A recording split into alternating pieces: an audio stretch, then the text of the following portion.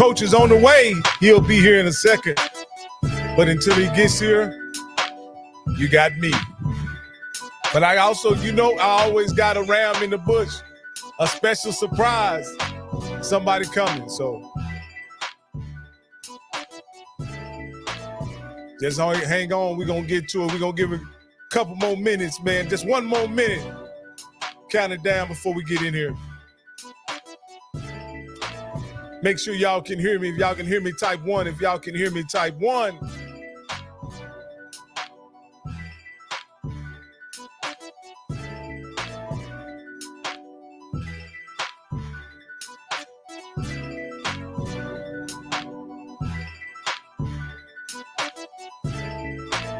All right, we got sound.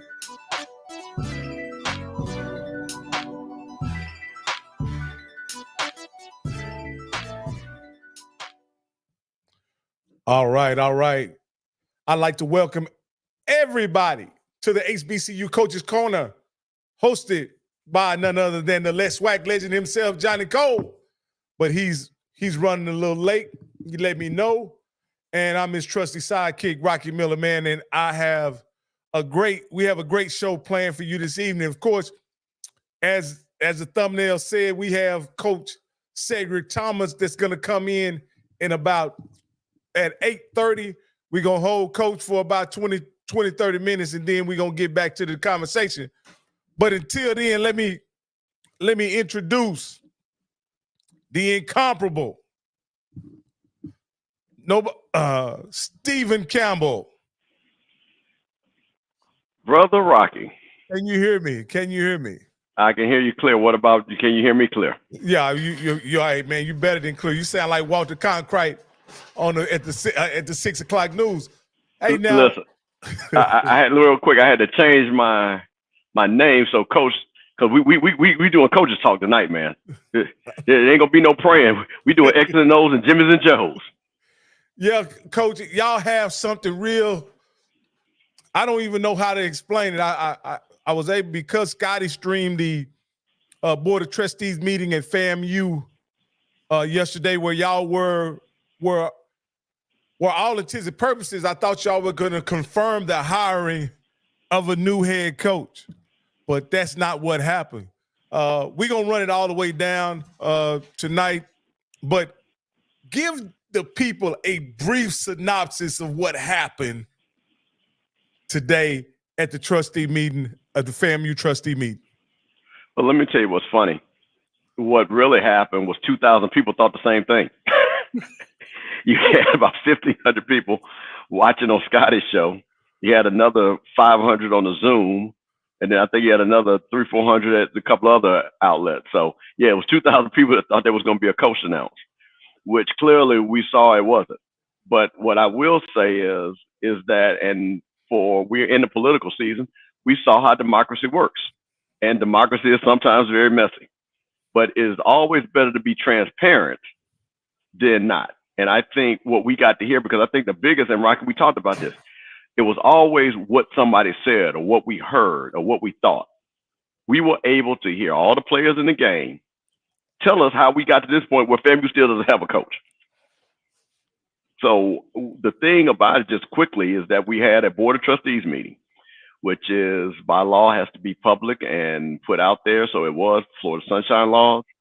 The Board of Trustees is made up of FAMU alums, people that are voted on by the appointed by the governor. FAMU puts the SGA president, the faculty senate, things like that. And that's how you get the people that make up the FAMU Board of Trustees. What real quick, and I'm gonna let you set it up.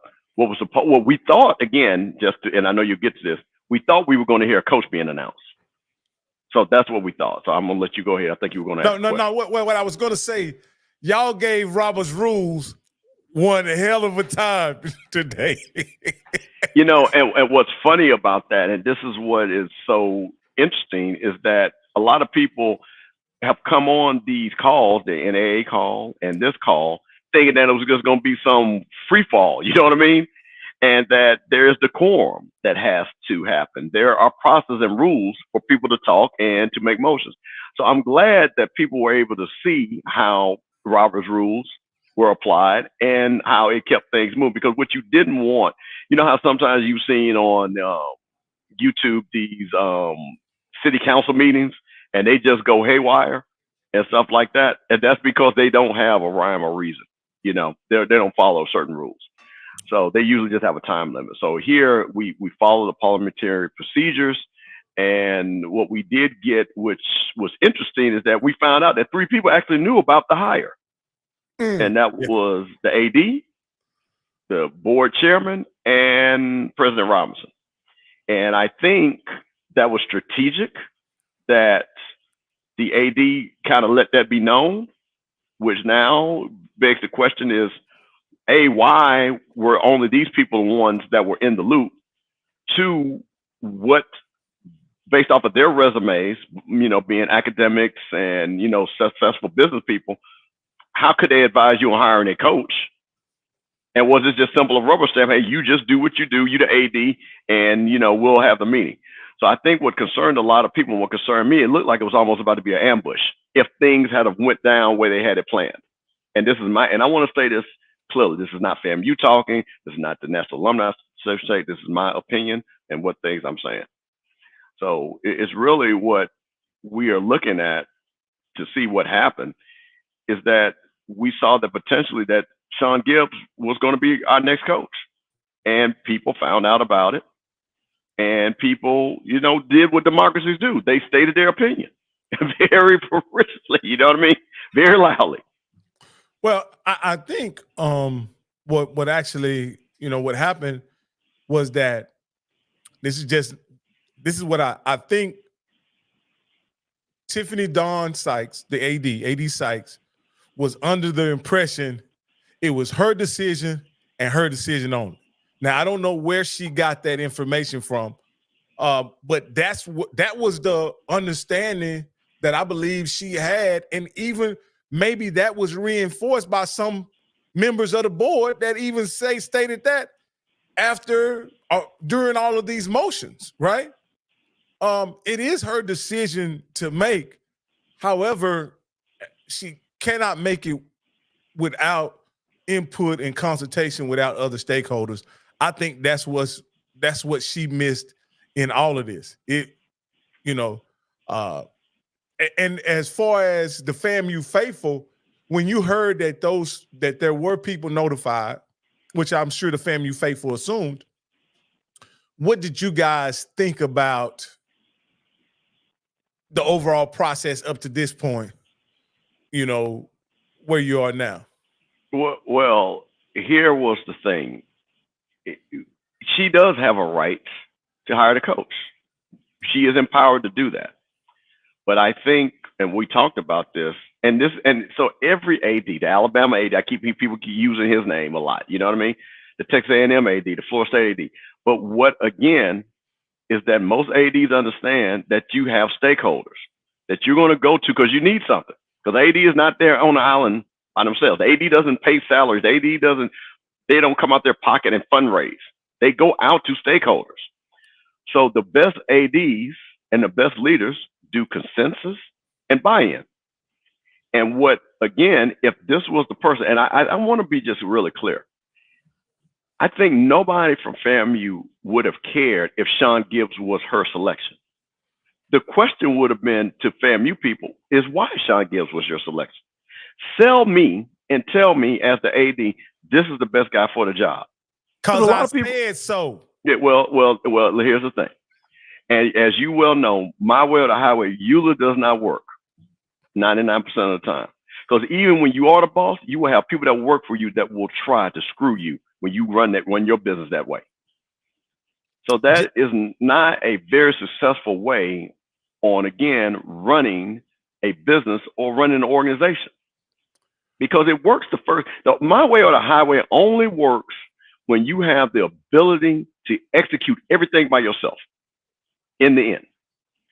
Only I can do this. I don't need your help. And sometimes there are people that have to make that decision that only they could do it because they have the knowledge or the expertise. But when you're in a situation where A, this is the first time you've been in this role. 2, you are letting a very successful coach leave 3, you're going to need the money to pay these people, which the state of Florida says you're going to pay them $200,000. So any other money has to, you got to, there was a reason why she called the National Alumni Association president. She didn't need him. She wouldn't call him, right? You know, what's funny is that Trustee Lawson, Trustee Perry, Trustee White, you know, made it clear that, yeah, you have the authority to hire whoever you want in this position. However, you're going to have to come to us and require the stakeholders to provide monies to pay this man. It is in her best interest that she has some type of consensus, because these people have a vested interest in providing monies to the university than the football coach. So yeah, it's her decision, right? But she needs those monies from those other entities. And I'm here, you know, after all is said and done, I'm wondering, was this just a matter of her being naive about what her role and responsibility truly is? Or was she really trying to ramrod who she wanted through the process without consensus? I hope it's the former, not the latter. Well, here's the thing, and I really hope, and you know, I know we got rattlers listening. I want us to reset the conversation, because what has gotten clouded is she's this, she's that. I don't like how she's moving. I think rattlers, we need to move towards just a factual basis of what was done and how it was done. And what I mean by that is this: what was your process? What did you think that you were going to accomplish? If you thought that this was the best decision, why did you think this is the best decision? You know, let me in on your thought process. Let Rattler Nation know why you thought this, because here was the thing, and we talked about this, and I keep going back to sitting in that first, second, or third chair. What ended up happening, Rocky, at the end of the deal? We need to have a committee, and we need to have a search firm. You should have did that day one. It is literally a month later that we won the Celebration Bowl. She literally should have had that on December 16th. Yeah, you're right. And if she would have done all that, the search committee, the stakeholder committee, she would have had a month beforehand where she could have went, talked to the stakeholders, had a search committee, had the best people, like she said, right? And then would have been able to present that by the time Coach Simmons left.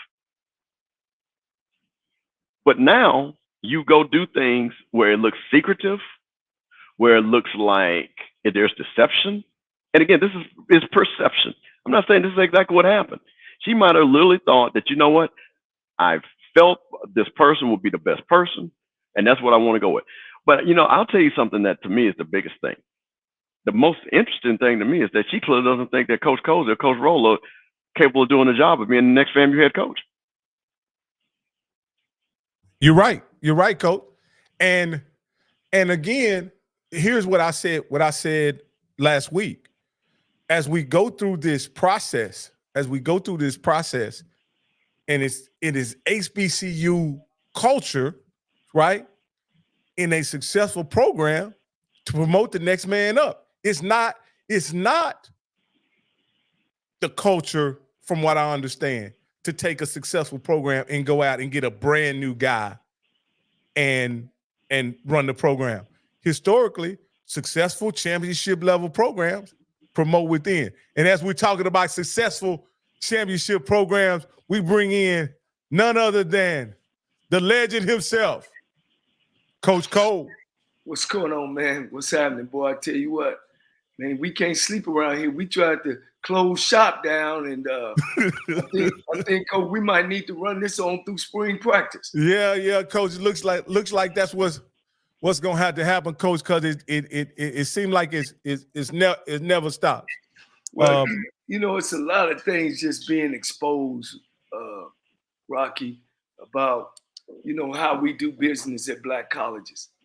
You know, and I know it's tight for me to say, hell, I might not ever get a job, but I gotta say it, and just tell the truth. It's just, we talked last week, Bishop, and I kind of told you it was in her hand, but you guys still had the opportunity to make it work, and you kind of said the same thing, and this thing just it's gotten out of hand, Coach. You take Alabama. I think they made over $80 million last year with their football program. They grade pay this man probably $11 million a year. Mm-hmm. And they made their decision in 4 days. You know what I mean? Washington made their decision in 4 or 5 days. What's the issue? And let me say this. They interviewed championship coaches that had what it need to what they expect to come in and take their program where it needs to go. So let me say that I know I've been thinking about this a long time, but go ahead, Rock. I'm here. I'm doing great. Just got from rep the girls basketball game, man, and life is great. Hey, Coach, and just as you show up, we have our special guest on deck ready to come in. And so last week, we were his service was a little nervous as he was traveling, but we're gonna bring him in now, and we're bringing in none other than Alcorn State's head coach, Cedric Thomas. Thank you, Coach Thomas, for joining us. I want to congratulate you on your new appointment as head coach. I know it's a huge responsibility and a huge accomplishment for you, and I just want to congratulate you on that because you deserve it. As you were in behind in the green room listening to us talk about another process that was happening at another university. And so, Coach, we understand how those situations can really be kind of arduous. Coach, your situation seemed really quick. It was quite decisive. You were the man for the job and you were chose. How did it all come together for you in that process? Right before Coach talked to us, about the process in which he was going through. I just asked him before he went over and talked to the higher ups. Could I represent the staff? While he was going through his situation, and what everybody know the type of man Coach Mack is. I'm just an awesome man of character, and he agreed to do it. So he went over to President Cook and the higher ups and mentioned my name as wanted to be the one to represent the staff doing the things that was going on, and Mr. Cook was up for it, and that's kind of how I got my opportunity. And so I'm blessed from Dr. Cook and the Alcorn Nation and the brand, and also thankful for Coach Mack for doing that for me. Now, Coach, you're an Alcornite too, aren't you? I got my master's from here, in 2001.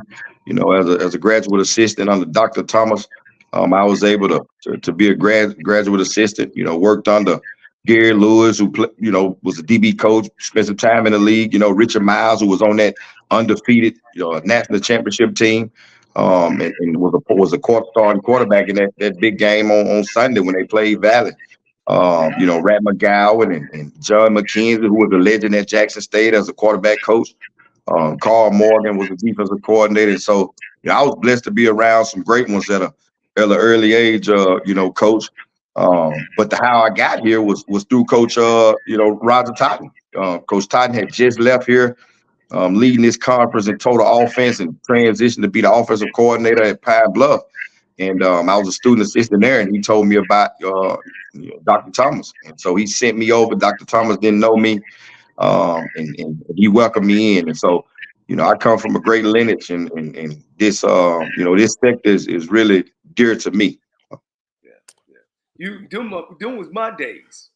I played against Coach Miles and Thomas and Marino Cassim and and all those cats, man. Willie Totten, and those are great coaches, man, and had things going in the right direction down there. And so you were also part of Dr. Thomas's down years as well, huh? Yeah, so I got a chance to catch it, on that right off the 0-11 turn. And so, I think that's kind of my niche. When you go through this journey, you kind of find out, whether you're an offensive guy per se or a defensive guy, or what's your niche inside the profession. Some known for different things, but for me, it's been 3 times that I've been a part of reconstruction a program. To watch Dr. Thomas go from 0-11 to having only 1 losing season after that. I saw how he did things there. I also was a part of when Coach Hop came in and Alcorn wasn't having was having some bad days. He reconstructed that.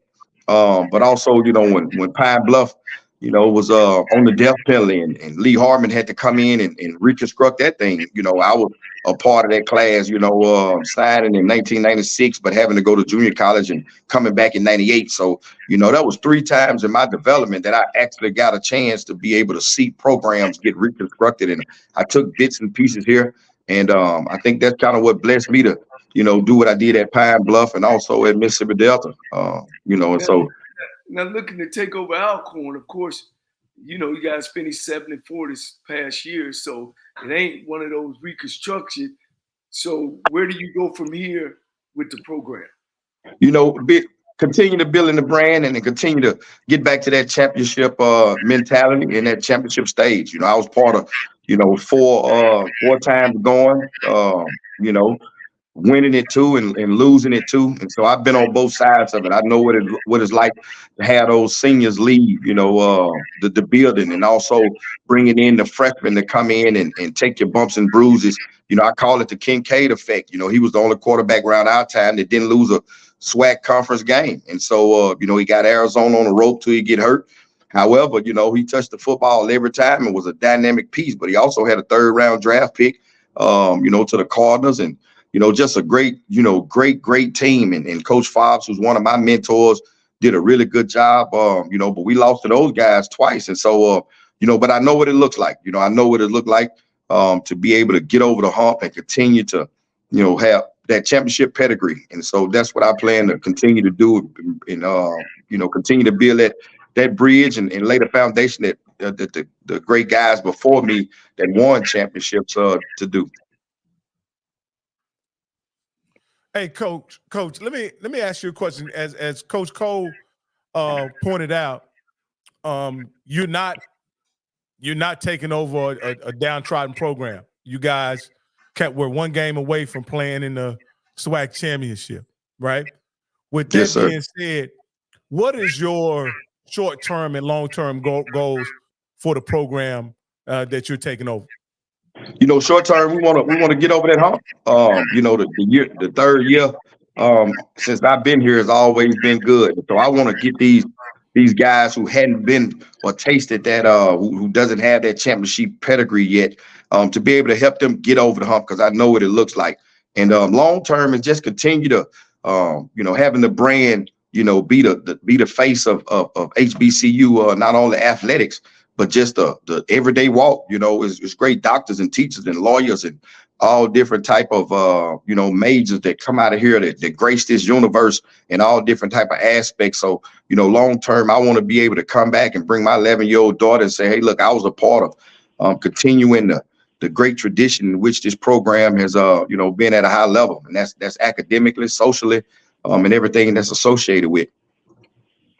With all your influences that you had, Coach, I watched you in an interview on the Blue Bloods channel over there with Coach Fred, and you were very impressive in that interview, and you went through great details of what coaches influenced you as you went through the process, right? You don't have to go through that details and repeat it, but I really want you to go into what is your coaching philosophy and how those men that you work with influence your coaching philosophies. My philosophy is taking the same characteristics of this great game and apply it to life. Like I tell my young adults, we don't let alphabets define us, nor a numerical score at the end of 4 quarters. We can prepare just to piggyback off of the Kincaid effect. You know, he was the best player every time we played him. So just because we didn't beat him or our score wasn't high, that didn't make us losers. We prepared and did everything that we supposed to do. And, you know, that don't make us losers. And so, you know, we don't let that define us. If we go out and we do everything we're supposed to do the right way, you know, like my mom said, you know, growing up, don't take no wooden nickels. And, you know, we winners. And it's the same thing we apply to life. You know, that makes us great fathers, great husbands, great stewards of our community. And we winners. And so, you know, that's my philosophy. And all the coaches, you know, that's touched me, you know, I've took bits and pieces from them. And one of them, like I said before, was, you know, I signed with Pine Bluff out of high school and made a 15 on the test, you know, 5 times.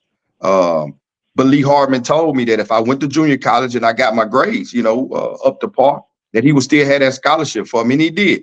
And so for me, outside of my family, that was the first man of integrity to me that stood on that, because he didn't have to do that. I wasn't big in stature and wasn't a great player, but he gave me his word, and that motivated me. And I always wanted to get it back to these young brothers that I'm associated with. And so, you know, I'm gonna continue to imply everything that's associated with this great game, you know, to life. And I know we'll be successful on and off the field. All right, that's great, Coach. Mr. Campbell or Coach Cole, you have any questions? Yeah, I have a question for Coach. Coach, thank you for joining. I'm a FAMU alum, Coach, and I know you heard a lot what's going on FAMU. I'm not going to ask you about that, but I want to talk more about the transition. You were named coach. You had Coach McNair that was looking at other opportunities. What did you do to keep the players intact, to keep them? Because what I'm very impressed with, we didn't see a bunch of guys jumping in the portal leaving Alcorn. And then right after that, when you were named coach, I think I saw 22 guys that were ready to come to Alcorn. So what did you and your staff tell the players, you know, through the transition, the potential transition, and how did you maintain that core that looks like they're going to be super successful going into the fall?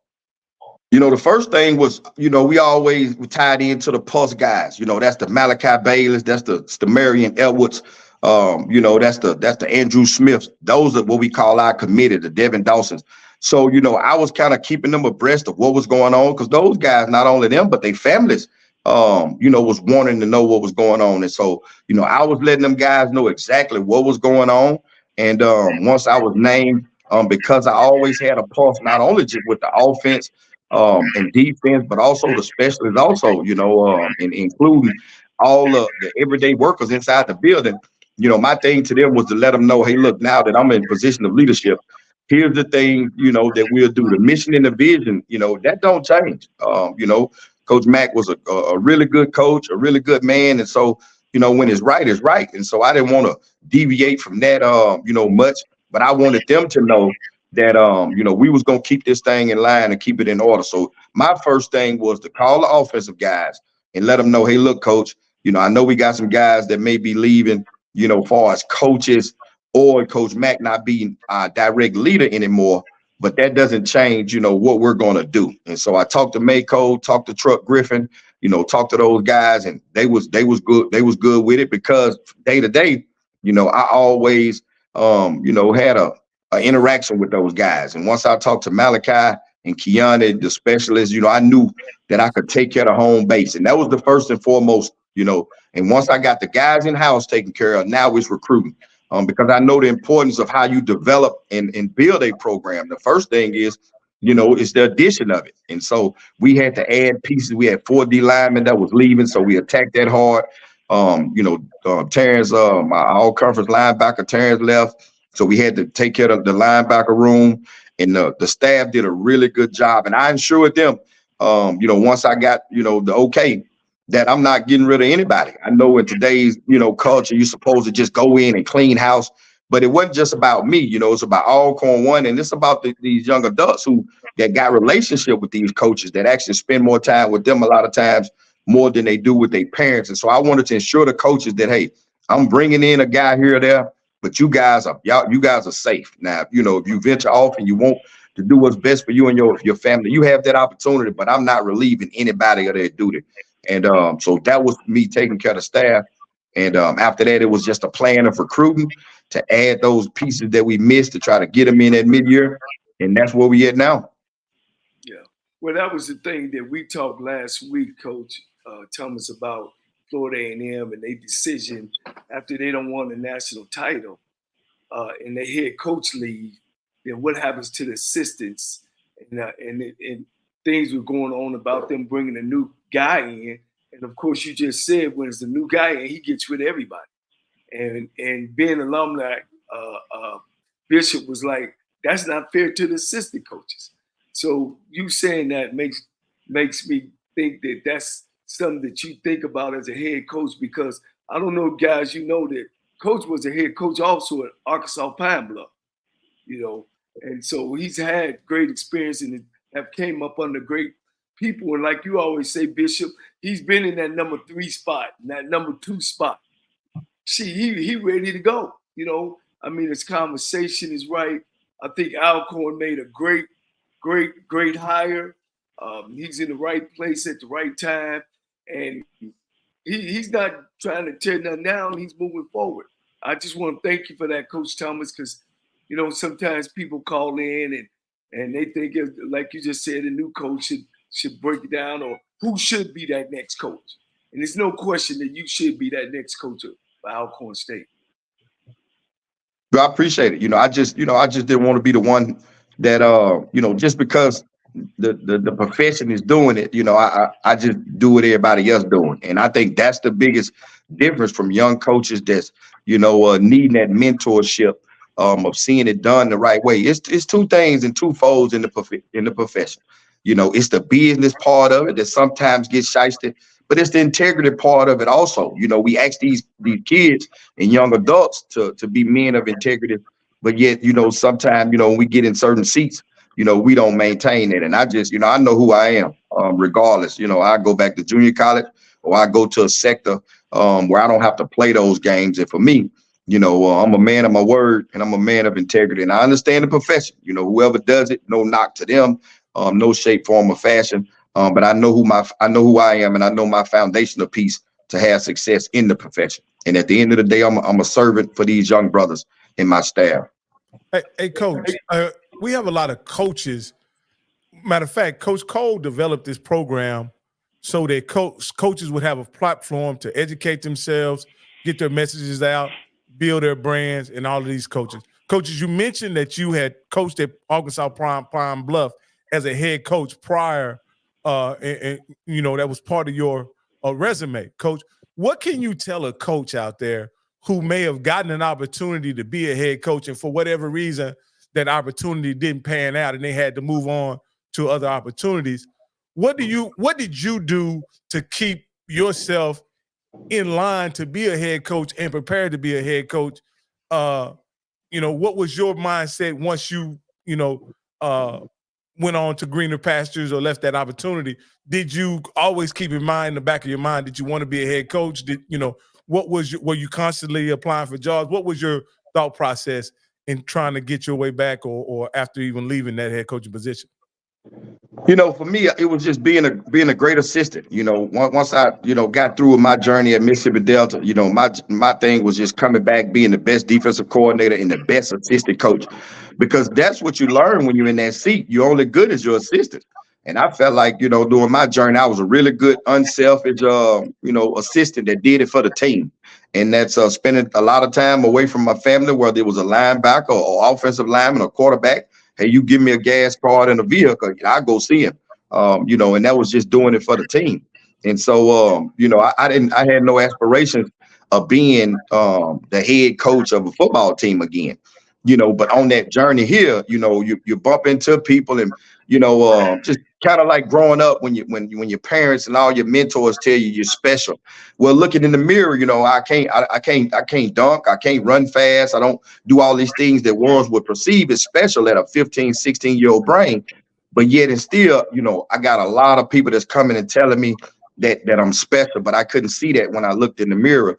Fast forward, and now I'm of age and I understand what they're saying. And that's just me being able to interact with people and make people, go outside themselves to motivate. And once I knew that, and when God got it for you, he got it for you. And, I wasn't always who I am. So I'm a testament of the profession. But, I never really, sought out to be a head coach.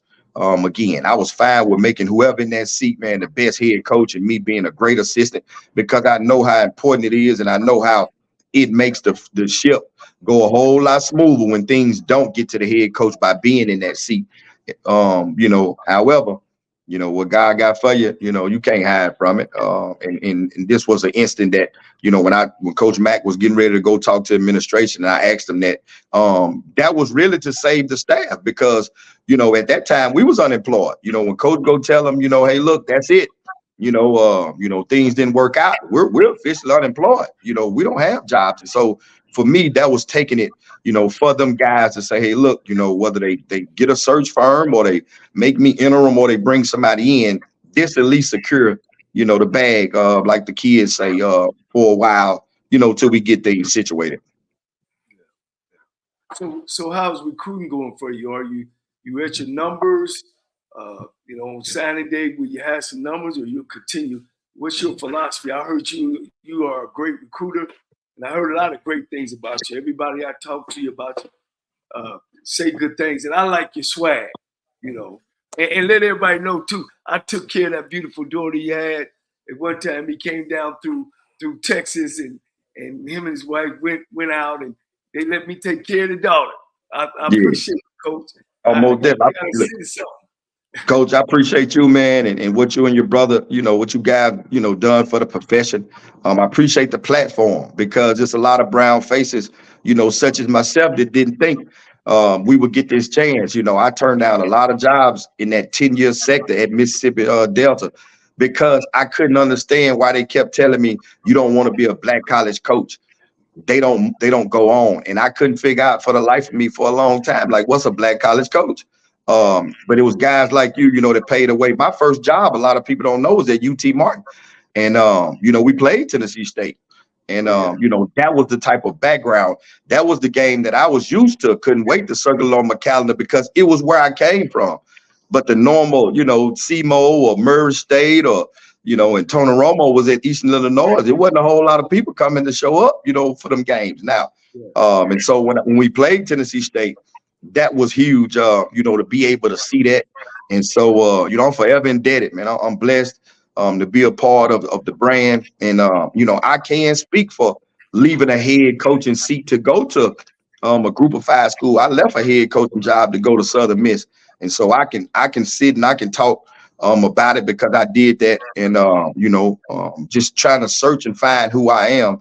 But now that I know and I have the seat, I'm fine with, the sector that I'm in, and I'm associated with it, and I know my calling. I'm gonna continue to love these young brothers, and we're gonna continue to have fun, and we're gonna continue to put the brand out there as much as we can. And so I appreciate you and everybody that laid the foundation for guys like me.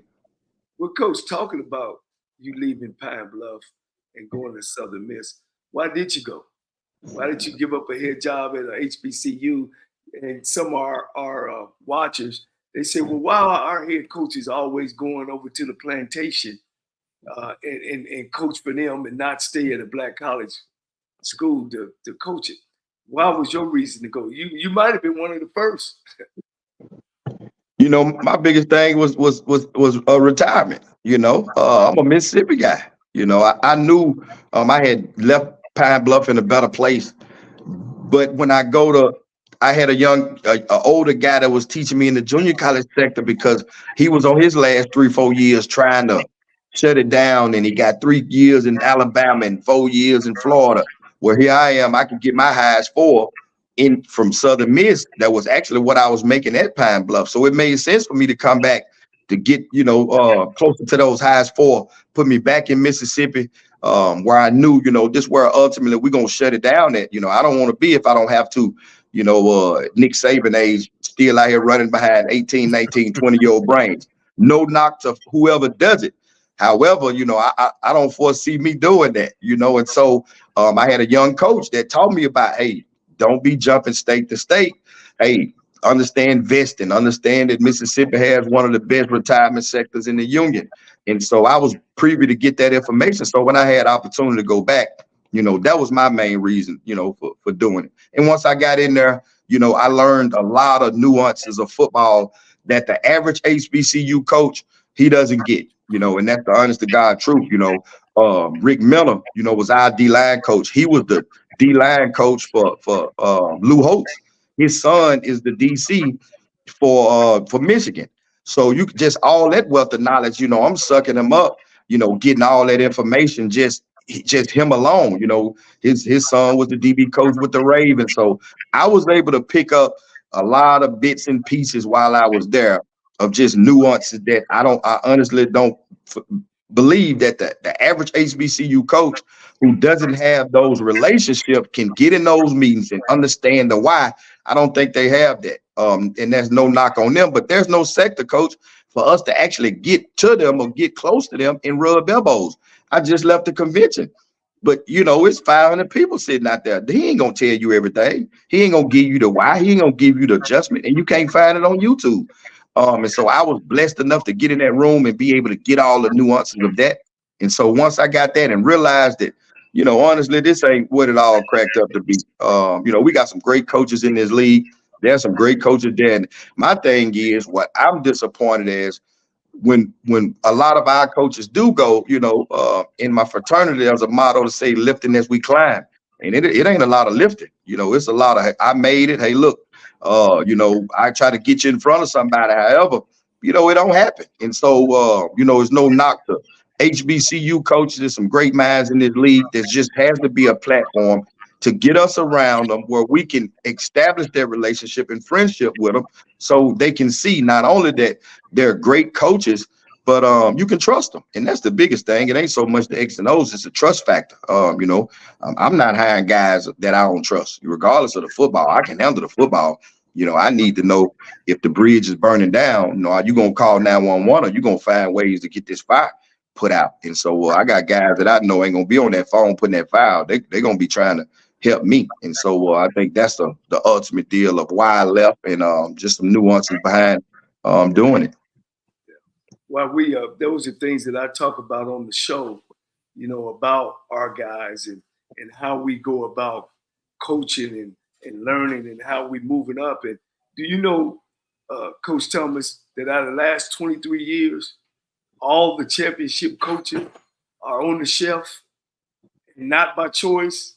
Of course, Coach Broadway retired, Coach Pete Richardson has retired. Now Fred, hopefully he get picked up by somebody if he wants to coach again, that's on the shelf. And we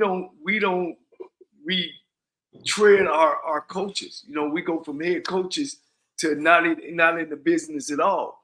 When someone's still like all the guys you came behind, I know those guys, what I'm saying, that had taught you.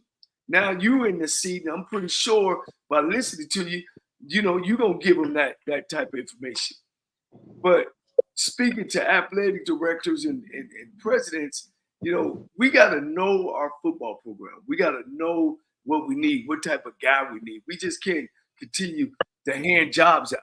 I know in my alma mater, if you got the NFL behind you or something like that, we going to hand you our head job. And as you know, we are a perennial losing program. And there are some other programs in our conference that are giving away jobs, man. And we can't afford that because it puts a bad product out on the football field. And I know what you're talking about as far as HBCU coaches not getting some information to make them better guys, to make them better coaches. So I really, you talking good stuff here, good stuff for our people, our listeners, because they want to know why would a guy leave a head job and go. And in your case, you talking about retirement. You know what I'm saying? That's what this thing is all about. A guy that can lucky and retire from coaching and don't have to continue to work. Yeah, that's it. And that's some things that for the young coaches, that's the dialogue that we got to have that most coaches ain't having.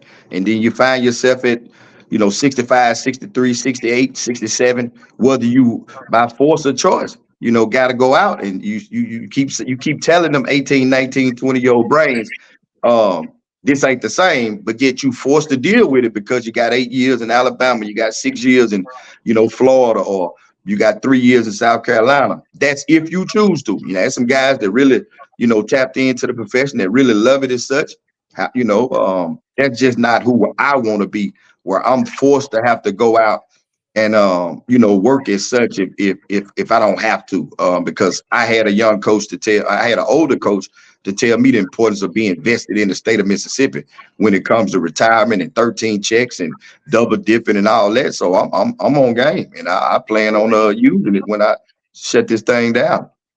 And to piggyback off that, what he means and what I was told was, don't dip into your retirement. But what people don't understand is when you're paying these black men $40,000 and $50,000, that ain't a lot of money at all. And he's right. I mean, because when you lose that job, now you got to get up, move. If you don't have no money in savings, and of course, $50,000 or $60,000 you ain't saving a lot of money anyway.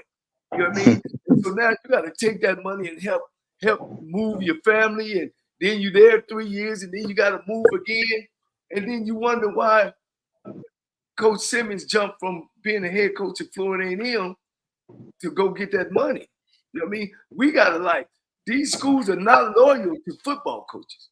We still got football coaches today, HBCUs, that are living in their offices, living in the dorm room, not making as much as money as teachers. So I'm glad you kind of bringing some of that out, Coach Thomas, man. I appreciate you. But the thing that I wanted to, why I started this platform, was that to try to get people to understand that the coaching in this career, it deserves everything that you have, because you put your family and everything on 17 to 21 to 22-year-old kids. And when they're making them decisions out there in them streets, it falls back on you. And you making $50,000 or $60,000. Now you got to load up the truck and move on down the road. And I see, man, that's brilliant. I mean, again, I've heard a lot of great things about you. This just takes us over the top of just who Coach Thomas is. I hate that you're back in there, because now I got to pick with you. We beat y'all the last 3 years now. Yeah. Yes, you, Texas Southern. I got 11, 12, 23, Coach. All plastered around the building, man. That was a tough one. That hurt. And then that hurt. So that's gonna be our mantra all spring is being able to tap into that finishing. Because you're right there. But like I told the guys, we only got we might have had 2 to 3% of ex-players or players that was on the team that was a part of that championship run. So that was a whole new culture of guys that's trying to learn how, guys are call it up on, championship, but until you actually been a part of it and know what that feel like, them just words, and I know words, sometimes when you can speak them in existence, but, we ain't in the words, we about action. And I think that's what's happening now. We starting to lean on actions, words speak louder than action. We kind of remixing the thing instead of, actions speak louder than words. And so we're going to teach them how to learn and do a really good job this spring of, work on finishing. But you most definitely up on me these last two, because I was the coordinator on them two, and Body did something to me, and the quarterback had a really good game this year, man. So I'm sick behind them two. Now you hear Andrew Body now is over at ASU, so he's out. At least he's out of your side. He's been a thorn in you guys' side, but at least he's on the other side now. Yeah, really, really good, man. Really good kid, really good player. It's just awesome to see those caliber guys still in this league. Because back in the day, man, every Saturday when you rolled up, you had a gunslinger back there that was going to throw it 30 to 45 times a game. So you had to be ready. And that's the whole league. And so it's always good to see those caliber kids, especially at that position. Hey, Coach, as a defensive guy, right? What can we expect from your offense as a defensive guy? Are you going to be a guy that's going to run a conservative offense that kind of plays, allows your defense to decide the outcome of the game? Or are we talking wide open, chunk it all over the yard, try to put up a lot of points? Coach, what is your strategy? It's going to be complementary football. It's going to be complementary to what the kicking game look like and what what we do defensively. Our thing is, we're gonna take what the defense give us, but I want a lot of points. I want to be fast. I want to be multiple. I want to seek in defensive coordinator handle, 2 and 3 man surfaces such as 12 and 13 personnel. I want to still be able to run the big crossing routes, and also be able to get 4-5 wide with the hybrid tight end, where some coordinators may see it as, 11 personnel, but it's 10 personnel pitches, and so, I pride myself on, just being multiple and diverse. And I know the offense will be the same, because I can go over in that room and I can tell, my OC, hey, look, when you run zone read, here's why the 5 technique squeeze is such, hey, this is what happened when you run split zone and the back of rocks over top, this is why. And so now that you know why he's doing what he's doing, we should be able to manipulate, some 17, 18, 19-year-old brains to get what we want, because the defensive coordinators and the coaching in this league, they do a really good job, man, day in and day out. Not because we see each other a lot, but because they do a really good job of film studying and understanding what they're doing. And so we're going to be diverse and we're going to be multiple, but we're going to score a lot of points. Yeah. Let me ask you, Coach, are you going to be one of those head coaches that call your own defense? Yes, sir. I'm gonna do it, Coach. I'm gonna do it this year. That's the biggest mistake I made. That's the biggest mistake I made. Transition to Pine Bluff. Same deal. In the profession, young, you're supposed to just divvy out all those, job description and let others do it. And it was a complete failure. You look at Valley State record book. We gave up most rushing yards to them in the history of the school at Pine Bluff, because I had somebody that was doing it, but not doing it to my liking. And I couldn't fix it. It wasn't the fact that, he was a bad coach. It's just he had changed all the nuances of it, where I couldn't go inside of my system and fix problems. And so I told them, young adults, that wasn't their fault. That was my fault. And so I vowed that that'll never happen again. And so I plan on doing it this year, but I got a really good young coach behind me, Coach Rowe, who's pretty much set the framework for me. But I'll let him this spring, kind of gradually, take the bull by the horn and start calling some of the scrimmages, knowing that I can, let loose, maybe mid-season or after next year. Well, let me ask you this here, Coach. Did you change much of your coaching staff that was there when Coach from what was there when Coach McNair was at the helm? No, sir. I kept everyone.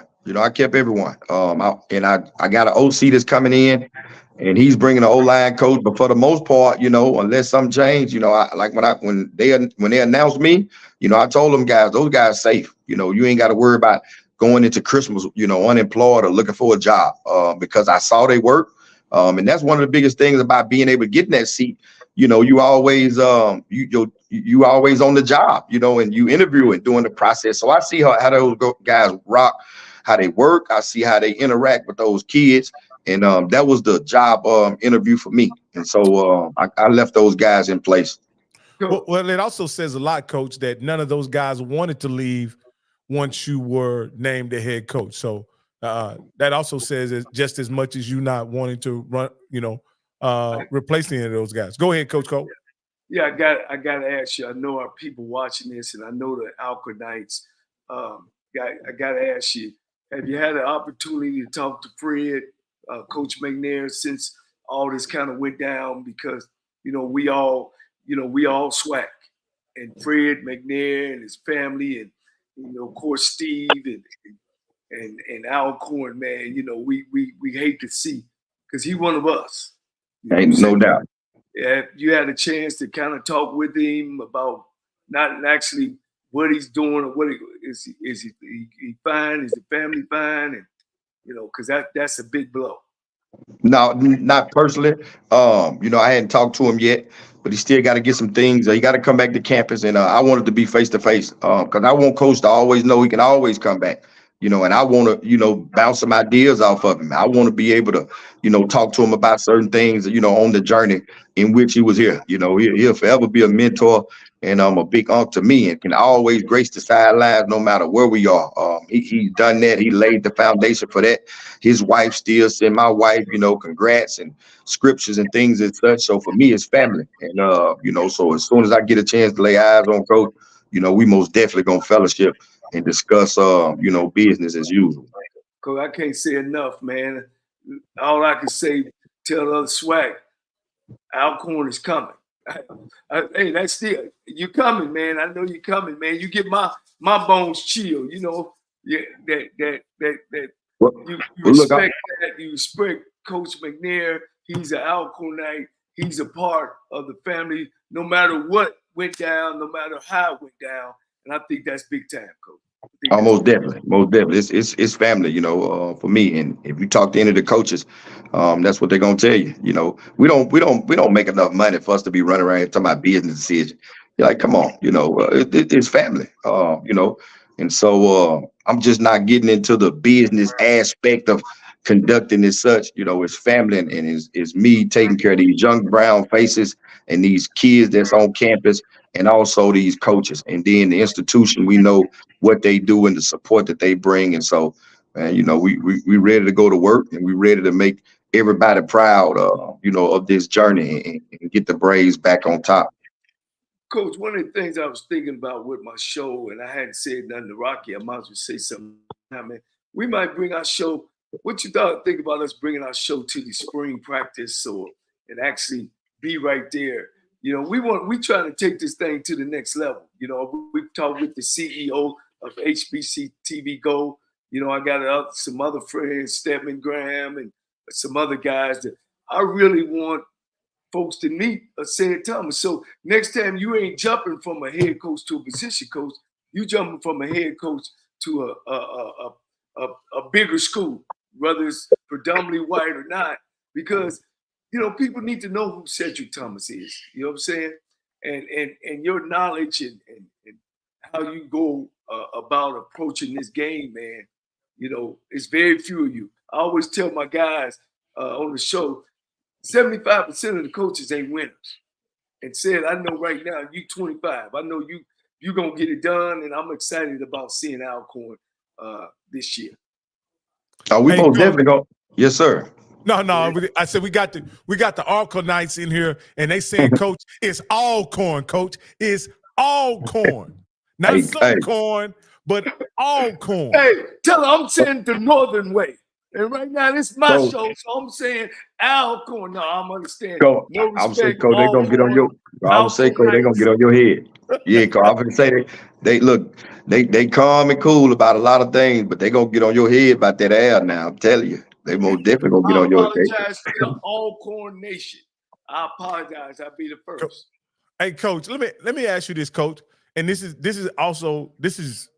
piggybacking off of what's going on in FAMU. Coach, do you think the administrations of colleges in general, we won't put HBCUs because you've worked outside of HBCUs as well, are they sensitive to those very important issues that coaches have within their possession, within their community as it relates to coaches and how they need to be able to nail something down for their families? Are administrations sensitive as they need to about those things as they do hiring and things of that nature? I just think in this day's time, I don't think they understand it because, back in the day, it was an old coach. It was an old administrator who was the AD. So he understood, the aspect of moving a family and having to wash clothes and paint the field and, doing the budgets. And I know we got, before NILs, but making, sandwich runs and giving the kids $2-3 to mow the yard and wash the cars. They understood that. And so no knock on to anyone, but now you're getting more of the admin, people that's in those roles. And sometimes bylaw 136.8 doesn't compute. And so there's no knock to anyone. That's the biggest thing that I see when you don't have a sports or a that type of background in that seat. Is they just don't understand sometimes, and it's not that it's good, bad, or indifferent. Until you walk in that walk or being a part of it, it's hard to say that you understand actually day to day what's going on. And I think that's the biggest thing is what's going on kind of around the world. The ones who get it and understand it, that been in those shoes, are the ones that's sensitive about making it happen, and the ones that don't, then it's kind of like, what did the text say? When I was either in grad school or when I was getting my PhD. Bishop, that's when we go back to the bishop. He said that's the problem. most of these guys ain't set in the third seat or the second seat. They bouncing from compliance guys to ADs and stuff like that, and they don't understand those type of days, Coach. You know, Coach, with the turnover that's happening in this, okay, you've been in the SWAC. With the turnover that's happening in the SWAC, like in 3 years that I've been watching the SWAC football, Coach, no coach, they have all new coaches in 3 years. Have you ever seen anything like this in the SWAC or in any other conference? Most definitely not in this conference. Most definitely not in this conference. And I've been, you know, like I said, I played in it in 1998 and never left. Always came to the games and visited. But you just didn't, you know, you don't see or you didn't get this big influx of turnovers. I know in the last, you know, 20 some odd years since I've been associated with it. So, you know, it's a new day and age right now. You know, when it comes to the conference from that aspect. I can't speak for other conference because I hadn't really studied or paid as much attention as I've done to this league. But this is an all-time high, and this is something different. Yeah. Coach, we got any of those Alcorn nights? Got any calls they want to ask the coach? I hadn't opened up the line, but if coach is open to it, we certainly can. Coach is in the middle of recruiting season, so I don't want to hold him any longer than necessary, but we do have quite a few Alcornites on the call. So well, I'm like Webby. I got my people with me. Let them through. Let me holler at them. All right. We got the number up. It is 518-351-9464. And if you have any thing you want to ask Coach, anything about the program, Coach, anybody would like to ask, they're going to go ahead and call on Coach. But like I say, Coach, you seem like one of those guys that as a player, guys would want to run through a wall for, Coach. What do you attribute that motivational style to? Where did you get that from? Or is that something you were born with? You know, one, blessed with, it's a spirit that's inside me. But two, just the adaptation. I think you got to understand in our profession, human behavior. If you got 100 kids, you know, in that building, you know, all those kids different backgrounds. You know, I got a couple kids that's dyslexic, meaning they see things and process things backwards. So I got to adapt to how they learn. You know, it ain't no more where you don't get it, you know, get to the back of the bus. You know, I got to teach you how to learn. And so I pride myself on being a really good teacher. My wife is in education, and so she's always giving me data to be able to change and adapt to these 18, 19, 20-year-old brains, because they're totally different than they was in 2001 to 2010 to 2020. And so in order for us to, you know, be able to get them what they need and comfort them, you know, in this environment, then we got to adapt to them. And so the reason why they know or you know, will run through a brick wall for me is because I run through that brick wall for them. And so when we tell them, oh, we love you, you know, and I'll die for you, you know, that's it. You know, if that car's burning, you know, I ain't getting no fire extinguisher. I'm going in there and try to bite that seatbelt off to get you up out of there. I owe that to you and your family. And so that's the way we talk. That's the way we love inside of our utopia. And so, you know, for me, you know, the minute I can't do that anymore is the minute I got to go transition and do something else for a living. Now you got your guy swacking the fool, and he asked the question, why Alcorn State? I'm not sure in what context he means that, but I can put it in context for you, Coach. Why should if I had an 18, 19-year-old son that was a pretty good football player, Coach, what would you say to me to convince me to send my kid to you? You know, it's a 40-year investment. You know, I got documentation of some of my former players that I coached here that was in my wedding. You know, I got documentation of guys with, you know, funerals and birthdays of me and former players, you know, showing up to be there with them and support. You know, I had one of my one of my players who from my hometown lost his mom, you know, and his sister, and the whole community, you know, here, the HBCU brand, not only me, but the whole HBCU sector and Alcorn put their arm around them and still loving on them. And so, you know, for me, you know, if you're looking for a place that's going to be in your life for the next 40 years, then, you know, this the investment, you know, and I say it all the time, you know, it's a lot of buildings that's a whole lot bigger. It's a lot of resources. That's a lot more at other places, but limited resources, don't create limited mindset. And so you can make it from here in any genre of what it is you want to be successful in. And this is why you should come in and be a part of the brand. Bishop, all right, sign me up, Coach. Hey, Rocky. Right, Bishop. And no, he ain't going to Florida A&M. You can't throw his name in Florida A&M. No, I got 5 years to retire, man. We're gonna hold this thing in the road right here. Coach, all we want to do is just see you in that SWAC championship. That's the only thing that's left to be done. So we just gonna go ahead and speak that into existence. So we'll see y'all in the SWAC championship. Man, we sure gonna pray for it. I promise you that we're gonna work our tails off to get there. Coach, I already know it. But Coach, I do want to tell you one thing that's funny. I came down there on business, and a young lady that worked for me, she was from Florida. And we would drive, and she flew into the airport, Mega Evans Airport in Jackson. And I was driving. I said, listen, the one thing you make sure, do not say Alcorn. Make sure you say Alcorn. Because I said, if you say Alcorn, they're going to run us up out of here real quick. That's going to be a hard ride back to Jackson. So I'm telling you, trust me, I'm from Jackson. I understand the legacy of that school that you coach at. And I'm really happy that the opportunity. And Coach, I'm really going to say the thing that I'm most impressed is that when you took that seat, the plane kept flying. It didn't shake. So I really want to say that our plane it's not flying as well as y'all down there at Alcorn. So I'm really impressed how you're handling your business down there, Coach. I appreciate it, and I'm blessed. Hey, Coach, last thing before we let you go, Coach, what can they expect from you on the Alcorn Nation expect on National Signing Day, February 7th this year coming up? Offensive linemen. Bigs, we did a really good job signing defensive linemen, but it starts up front. You build a house from the foundation. Sometimes, like I said before, we turn down really good linemen because, wingspan and how big his ankles is and, all this and that. But I want tough, mean guys up front that's going to get off the rock. And if we need to get an inch, we can get an inch. If we need to get a foot, we can get a foot. But tough guys up front that's going to blow their back and blow people off the ball. So signing day, I know everybody like the skill and, to see all the DBs, but you expect to see offensive linemen, on signing day to combat this signing class.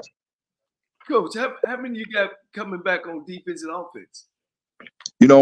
On defense, we got about seven starters, about 35 kids who lettered. So, we really like where we are. Got some really good pieces coming in. Offensively, you may have about 6. We lost those 2 really good running backs, man. Aaron, the trigger man, he was throwing around a lot. 2 really good skilled guys on the edge. So, we got some work to do, on the offensive side, but we got a lot of young guys who played a bunch towards the end of the season. And so, we're going to bring guys in that want to be a part of something. And with the mixture that we have of guys in place, and this spring going to be really good for us. So, we're excited about where we headed. And we just got to get back to the Alcorn ways of old. Now, any guys that portal guys, any transfers that's notable transfers from big schools? I ain't gonna say it. I ain't gonna say it. I ain't gonna say it. My fault, Coach. My fault. School hadn't started yet. I'm on my way. That's a smart move. Hey, Coach, you just need to see your face, man. Hey, I'm telling you, Coach, this thing to change, man. I'm telling you. You talking about the feds. This thing to change, boy. They watching everything, Coach. They ain't no doubt. Everything. Oh, ain't no doubt. It's a major hustle now. It's a major hustle. The big schools actually, guys, recruit and watch film on Division I AA teams and Division II teams. They actually, that's a part of recruiting now. Yeah, Coach, that's what we did at Southern Miss. I was responsible for, of course, the SWAC because I had played in it. So Coach gave me our conference. So any kid that was all conference or was in the state or in a 2-hour radius. You put the PFF, you looked at the grading system and you watched the game because, the big deal about the money games, but they didn't look at it as being a money game. It was a recruiting tool for them. So we will pull up when, Pine Bluff played Little Rock or played University of Arkansas when when Alcorn played Southern Miss or when they played Georgia Tech. You know, that was the games that you kind of, you know, looked in eval. So yeah, that's and still going on to this day. Oh yeah.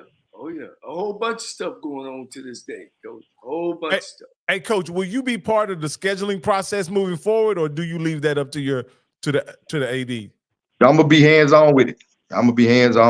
You know, I think that's huge. You know, the placement, you know, of some of these games, you know, the type of, you know, money game, you know, those type of things, you know, I most definitely have my hand on it. Oh, that's good, Coach. And is there any philosophy towards scheduling that you have? Yes, you know, I want a Texas Tech, you know, on the schedule every year. I want a Southern Miss, you know, on the schedule every year. You know, I want, you know, those type of games, so you know, young adults can get a chance to see, you know, can they play on that level? And when you do have prospects, you know, NFL prospects, the scouts want to come in and see that tape. So if I got a sophomore, junior that's coming in and he got, you know, 3 of those games, you know, anywhere from 8 to 12 quarters against that competition, then that really helps. And when you look at, you know, Mr. Bell that's with the Cowboys now at FAMU, and you see how they played North Carolina that year really good, you know, all that helps. It drives the stock of the young adults. So you can't say that you really care about these kids and you know, you're scared to put them out there versus some of the Power 5 or Group of 5. Thinking that they may leave, you know, if they're gonna give them, you know, $7,000 or $5,000 a month, I can't be mad, you know, telling a 20-year-old kid that, hey, turn down $5,000 a month, because if we're in position to, you know, get that kind of bag, as they say, then we probably gonna head out too. And so I think it's good for the kids to get those opportunities, but it's also good for the coaches, because you see a lot of coaches that put a good product out there. That's an opportunity for us to get a chance to see them and know them, because when you do well against them, and Austin P calls and they say, man, you know, they really played them guys pretty well, or Stephen F say, you know, they really did a good job versus them. Who is that DB coach, or who is that coordinator? You know, now all of a sudden, you know, my coaching staff members have opportunities to move on. And so, you know, I'm all for it. And I think it helps, you know, everybody in the building. Well, Coach, that's dope that you have it seems like what considerably you value competition in your scheduling strategy, because one of the things that, you know, I've been openly critical about is that, you know, when you have a Florida Memorial or Lincoln, California on your schedule, you know, we understand it's a home game, you know, your people are going to come out, but at the end of the day, how does that fare for your players? Do the players on your team, how does that benefit them by playing that kind of competition? Does it give them a proper look for what they possibly could look forward to in conference, or maybe even some out of conference games? So, you know, what do you think about that? Those Florida Memorials and those Lincoln, Californias? Depending on the program, I think it's great. That's confidence. You know, I got bullied a little bit growing up, and I thought I couldn't fight until I finally won one. I didn't care who it was. A lot of times it was my sister. You know, I just needed a win, and so I saw that here. Our coach put our schedule together when we played Georgia Tech, but then, you know, we go right over to Louisiana and play Louisiana College, or, you know, and so I saw the confidence and how, you know, the critiquing and being able to develop that part of behind the scenes, you know, establishing the program. So, you know, I understand both of them. You know, it depends on who you are and where you are in the stage of your program. Hey, the Alcorn faithful says we don't play cupcakes, but okay, just saying. But again, I just think there's far too much of that in the SWAC. I don't think every program, especially when you talk about some of the blue blood programs playing those schools, and I'll name FAMU in both FAMU and also Southern. Those are blue blood programs, and I don't think there's any reason for those guys to be scheduling Lincoln, California, and Florida Memorial. That's just in my opinion, Coach. But I want to thank you guys. I want to thank you so much for coming on the show and sharing your time with. You've been so gracious with your time. And Coach Cole, you got another one, Coach. You got another gem here, man. And you promised me he would be an amazing interview, and he's delivered. Anything you want to say to your friend before we get out of here, Coach? Well, Coach, make sure now we're gonna keep in touch and like me and Rocky, we're gonna talk about that we can show up, man, and get to you and some of your players, and expose some of our football players in this conference and make them feel good, about, you talked about confidence and we need to let our players know and show the world our players as well. They do this. And that was one thing that me and my brother always done when we came in these HBCU programs. You could do the same thing. You might have to do it on a lower level, but you got to get that exposure. And I think it's important that we share you and your program as much as you need to show us on shows like this and the content that we use, man, and make sure that people all around the world knows about SWAC Conference. Yeah, most definitely, especially starting with these young adults. These student athletes need it the most. And so, if you guys can get that thing rolling this spring, I'd like to be the first spot. And I'm going to put Malachi Bailey, our All Crawford's in, who's majoring in communication, where he can get some tips and pointers, when football is over with. This is something that he can help, establish generational wealth with his family through. And so, I'm all for it because they need it.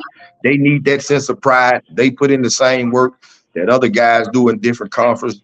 And, with the limited resources and the limited things that they have, they make no excuses, and that just make their success story that much better. So I'm all for it. Come have on. you scheduled spring practice yet? Yes. Okay. When is so when is it? The first practice will start March 28th. Okay. It'll be warm down there. Yeah, most definitely. Yeah, most definitely. Have you set a date for the spring game, Coach? The spring game will be April 6th, but that start date would be March. That'll be March, I think maybe March 8th, March 9th, but the spring game is April 6th. Okay, Coach. So disregard that March 28th on the first practice. The spring game is April 6th, and that first practice will be, I think, March 7th. Hey, Coach, we may take you up on that offer. I'd love to come down there and meet some of you guys and interview some of those guys and just do a whole, on your spring game, what you guys had off the atmosphere. I know there's going to be a lot of excitement with a new coach, and so I'm looking forward to seeing what the Alcorn Nation has to offer. All right, Coach. Appreciate your time, man. Kiss that daughter for me. Tell your wife, your beautiful wife, I say hello, and I look forward to seeing you down the road. We'll do it. Appreciate you guys. Thank you so much, Coach. All right, man. Hold on, let me get it up right. Oh yeah, here we go. Yeah, Coach, man. Coach Thomas seems like an outstanding guy, man. He, I think Alcorn did themselves a great service by transitioning him into the head position. And it's, I know Mr. Campbell's there just, thinking about what could have been had FAMU had the same notion to just transition a guy who was already part of a championship program, just transition that guy into leadership, things that could already be rolling. I was gone tonight. I missed the board meeting. Have you guys made a decision yet? Coach, listen, we did a preview, so I guess this would be a good time, Rocky, I guess, to reset because Coach is here. Hey, I'm going to get up and get me a drink, Coach, and you can go ahead and brief Coach right quick. So Coach, no, we had 2,000 people that were watching a board meeting, and no, we do not have a coach. And what we found out, all 2,000 of us, that there was no plan to hire a coach. After the coach that she wanted to hire basically, and we all know what happened. He realized that environment was not going to be good for him, and he reworked his contract at Fort Valley. So they made an announcement. Coach, I'll tell you what's funny. Fort Valley made an announcement maybe about 9:30, 10 o'clock at night, right? The Rattler Nation was excited because now we know, hey, you know what? He's gone on. He's going to stay at Fort Valley, and we're going to get on this board meeting, and we're going to know who our coach is. Needless to say, 2 hours, we found out we wasn't going to have the coach, and coach, we found out that we're going to have a bunch of red tape with 2 different committees to try to figure out who's going to be our next head coach. That's what happened. So the level of frustration this guy's going to be one of the candidates. No. Coach Gibbs basically re-signed and got an extension from Fort Valley.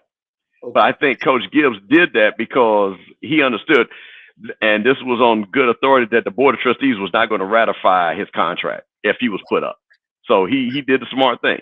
I think Coach Gibbs, like I say, and I want to be clear, Coach Gibbs is a good coach, but everybody doesn't fit everywhere. And I think Coach Gibbs stays there another year. I'm gonna be honest with you. It's gonna be opportunities again. Might be at Alabama and A&M. Opportunities at A&T.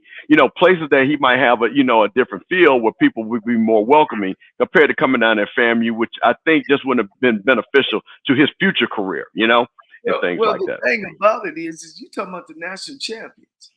You know what I'm saying? You talking about a program that's at its top and at its best. We want to keep riding that horse. We don't want to throw the baby out with the bathwater. You know what I'm saying? Well, Coach, here's the thing that I wanted to get your opinion on, which I thought was very interesting. We have 2 internal candidates, Coach Roll and Coach Cozy. And it was very obvious she didn't want to hire either one of them. Because if she wanted to hire them, she would have put them up. And the fact that she's going to let a search committee reset the table, right, lets me know she has no plans on hiring either one of those men. Because there's no need of resetting the table if they're your second or third choice. But that comes from not having enough experience in hiring coaches. Not enough experience of working in the programs to understand how this thing works. When you get a championship, everybody don't win the championship, coach. And when you get a championship coach and a coaching staff, you try to hold that together. You know what I'm saying? Well, this is why I asked, here was the thing. I saw a lot, and I think people really take social media to be gospel, which 99% of people are not even on it. They don't know what they're talking about. They don't have experience like yourself. They don't have experience like business, like Rocky or myself in business, or even me when I was an agent and had to go and recruit players. So you have people talking. And one of the things, that's why I asked Coach, said, and 2 things he dispelled, okay? And I want to be clear. Coach, what was the process? You know what? We didn't know what Coach Fred was going to do. I was the intern, but I held the guys together, okay? That's what you do. The second part was, he maintained that his coaches were still going to have a job. You know what, Coach? I got into an argument, and I'll say it because it was the coach in his thread from Morgan State, and the coach from Morgan State said, "Well, those guys are all going for the same job. They probably don't want to be there." Why do you think I asked Coach said that? That's not true. This coaching staff at FAMU had understood if one of those guys got the job, they were going to fall in line and say, let's complete the mission. So don't say that there's some animosity in staff because another person gets elevated. That's not true. That happens all the time. And if it is, whoever gets the job's got to, well, that's happening in Tuskegee. Tuskegee hired Aaron James as the head coach. All those guys played with each other at Tuskegee. Matter of fact, they had played and won a national title at Tuskegee, Black College national title. And all of them came in on the staff. And my understanding and my sources is telling me that they were clashing. Instead of working together, they were clashing. But they hadn't worked together. They just came back to work together. Right. These guys been together for a while. Correct. For the last couple of years, they've been getting there, losing to Jackson State. And I think these guys have been there for a while. So it can happen sometimes, but I wanted to play this audio.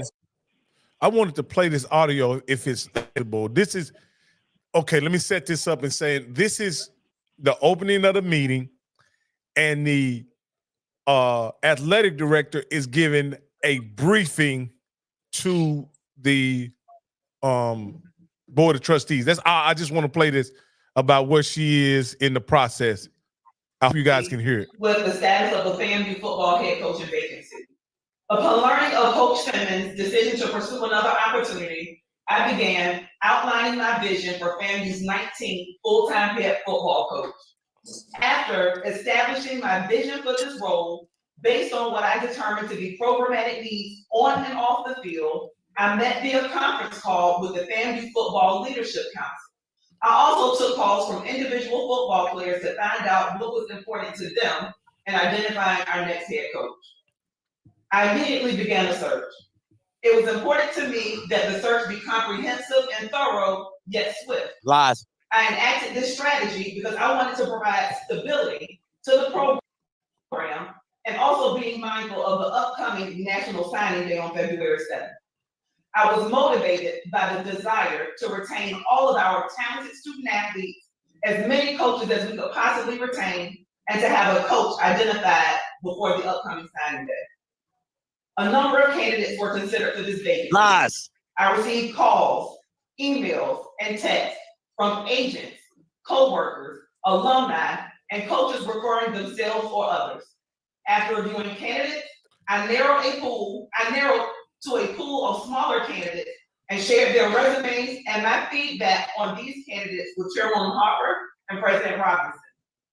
From that, I recommended a candidate for hire to President Robinson, who, after interviewing that candidate, supported Let my me stop decision. that right quick, because I need y'all to hear that real good. Hold on. Thank you, Chair Harper. At this time, I will provide the Board of Trustees with the status of the FAMU football. Okay. In Florida, in South Georgia, and South Hold Alabama. on. I'm gonna stop that and just go over what she said, because I wanted her to get that part out. Is that what she said was she notified, and I'll let Bishop Campbell expound on this. What she said is, once she decided who she was gonna hire, she let the president and the chairman of the board know, Coach. Is that an inclusive process, Coach, by your definition? Well, I wanted to know who else did she let talk with this guy that she decided that she would hire. And I think it's supposed to be a recommendation instead of a hire. But again, I think that you're supposed to bring more than just one name up to the president. You're supposed to bring 3 names, up to the president, and then make your presentation. You make it one name, meaning that you had this all the way.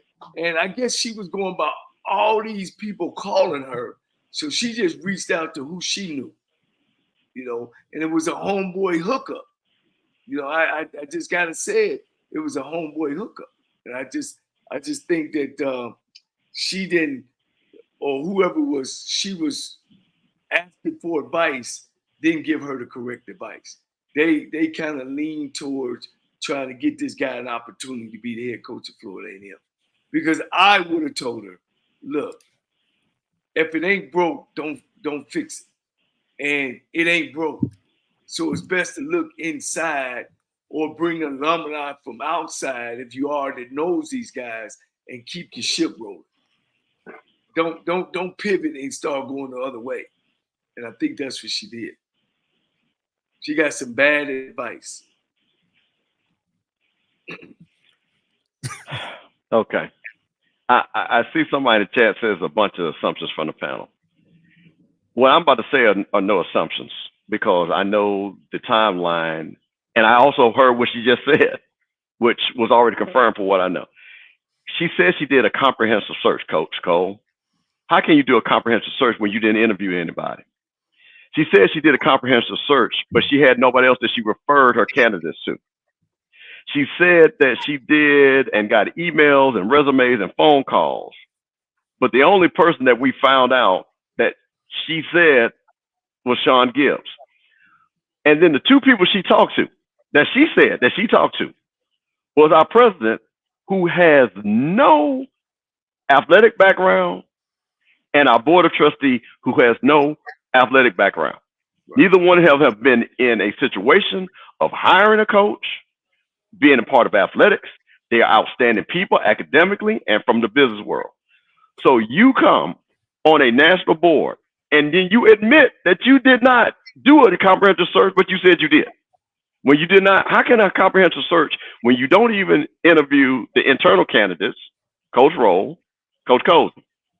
You don't interview the external FAMU candidates, Coach KJ Black, Coach Gray. Then you say, which I told you, Coach, on here when I said I had gotten a good word on good authority that she had talked to Trey Oliver. She said she talked to other people. Well, we know Sean Gibbs is one. Who do you think the other one is, Coach? Probably Trey Oliver. So those are not assumptions. Right. This is what was stated. So I want to be clear when people think we get on these platforms, and especially the reason why I get on this platform with Coach Cole, because I respect what Coach Cole knows, and I'm not going to come in here to spread no rumors or mistruths, because that would be disrespectful to you, Coach. Ain't no question, Coach. That's so for all those that see, that's why I said this. I got to make this point. This is why I wanted everybody to watch this Board of Trustees meeting, because that's exactly what happened. What they were saying on Facebook, what they were saying on Twitter, what they were saying, telephone, telegraph, teleperson. No, we heard it out her mouth what her process was. And her process was incomplete. It was inadequate. And now we are sitting right now without a coach at Florida A&M University, which probably is the #1 HBCU coaching job right now. And we still don't have a coach. And then, again, she should have interviewed 2 guys on the staff that, both coordinators. You know what I mean? She should have maybe called a panel of other players, or, who you guys think should be the next coach. You know what I mean? Just to get information, because the more information you get, the better decision that you can make. So, well, Coach, I'm sorry. No, I don't want to. Please finish your thought, because I wanted to. No, go ahead. Well, Coach, I want to go to your point. Well, listen, this is what I'm saying about experience. You just talked. See, this is why, Coach, you have experience. What did you say? She should have talked to the players. That's what you said, right? Yes. Coach, she did talk to the players. The players were on the Board of Trustees meeting and said that they wanted Coach Cozy. So not only did she say that she talked to the leadership council, and I know the leadership council told her, Coach Cozy, I know that for a fact. In a public documented form, they said Coach Cozy. And she still didn't take the recommendation. And then she should have listened to the alumni who don't raise all this money, because I need to get this money, Rocky, they don't raise. You know what I mean? Of who they think, and then just put them together and then interview those guys, and brought her guy with them and interviewed them all. Then brought them on campus, let them meet the alumni, let them meet the team, and get a feel. So I wouldn't have put all that on myself to make that decision. So, Coach, what? Now, let me say this. Let me say this after watching the entire Board of Trustees meeting. These guys are Robert's Rules experts. You hear me? These guys are Robert's Rules experts. And there was a portion in it, and I mentioned this to Coach Mr. Campbell. There was portion in it where they got to the point where everybody a consensus, I believe, understood that the AD did not make this a collaborative process, right? They accepted that as being the overarching thing. And then there was a point to where I don't see his picture, but he's in the boardroom, and his name is Trustee Lawson. And he came up with the brilliant idea of, hey, let's form a search committee. Let's have the presidents of the stakeholders be part of the search committee, and that search committee will come up with some type of metric to score those candidates, and then those candidates will go to the AD, and then the AD and the president will make a decision based on that. Right? Boom. They went through this entire process of drawing it out, only to get to a point for one of the trustees to say, happened to be the one that the chairman, happened to be the one that she had called earlier and said, and told her who the coach was, only for her to say, how about us just let the AD make the choice of the head coach without having a committee. At that point, Mr. Campbell, my head almost blew up, and I had to take a break and call you. With all those educated people, very savvy people on the call, What was the chairman trying to do at that point? Well, after it was the desire of it was the consensus of the trustees that there needed to be a committee in order to make this selection. What was she trying to do? Well, I think that is I believe a lot of this was put in motion to really get to this end result. And what I mean by that is this is the setup and the chess move. Because because listen what's going to happen, right? Let's think about this process. So now she's going to get this search committee, right? They do a score sheet. Coach Cole is they do the score sheet and things like that. What if a guy from Wyoming interviews, right? And he just is great on APR. He won a conference championship and things like that. And they just do a blind score sheet. You know what she's going to say? There you go. There's the guy. And they still will not interview Coach Cole. She gonna load up the committee. I'm gonna put people on the committee that think like me. Well, see, here's the thing. Well, what she can't. Well, see, what the president, and here's the funny thing. This is why this is like deja vu again.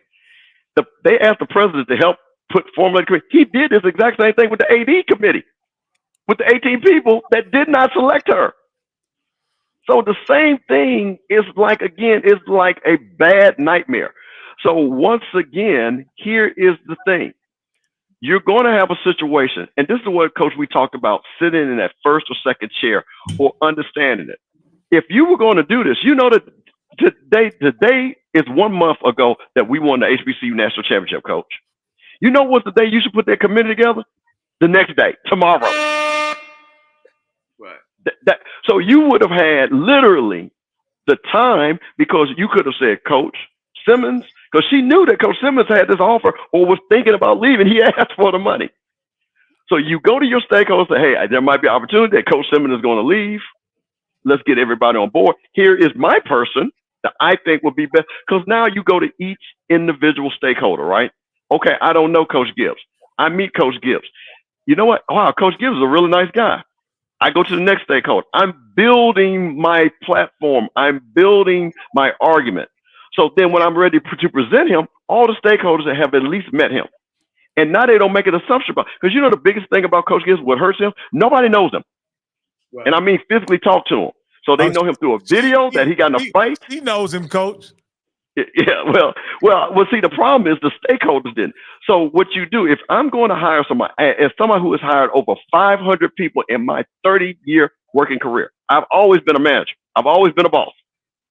When I've had to bring in additional, like assistant managers or people that were going to be my second, I always had my third and fourth command meet them.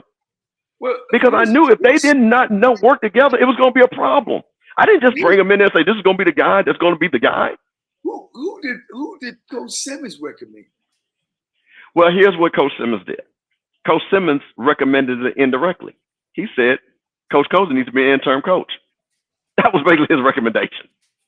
And my thing with her, she could have got out of it is give him interim for 1 year. Well, here's the thing why I disagree with that, Coach, because I think, but see, this is the cost to be the boss. If you're going to make the guy the coach, make him the coach. Because I think that's what hurts Southern. If you're going to make him the coach, you can't have an intern because people are going to recruit against you. He's not going to be there. He really doesn't have control of the program and things like that. The buck stop. If you're going to make the decision, she's sitting in the chair. Let me tell you this, Coach. In her contract, she gets bonuses. Okay, she got a signing bonus. How many ADs get signing bonuses? She's got different, exactly. So she's gotten bonuses put in her contract that other people don't even have. So that means that they believe that she was the best friend for the job. So I expect her to make those hard decisions. Absolutely. Well, then why are we here, Bishop? Well, Coach, I told you and we ready to cut her legs off. Huh? Are you talking about her process? Are you talking about the person she chose or her process? Well, it's two things. Because the person she chose was because of her lack of process. If she would have had the process would have protected her. Because with the process, I'm a process guy. What the process does is protect you from what happened right now. Because if you follow this process of having consensus building, review of the candidate, right? Before you present the candidate, then you would have saw all the landmines before you got to where we were at today, right? Absolutely. Right. The process is the guardrails to protect you from where we got today. When you did not use a process and you said, I'm going to do this on my own, even though I've never done this before. Well, see, one of the things they get caught up in is I am the AD, but like you said, there's processes that you have to do to make sure that you keep yourself out of trouble, or in these situations, get yourself looking bad. Hey, you know? Mr. Campbell, this is what I'll say about the process. If she had a process, a process that engaged the faculty, staff, alumni, stakeholders, she would have realized that any process, the only thing they wanted was someone off the current coaching staff.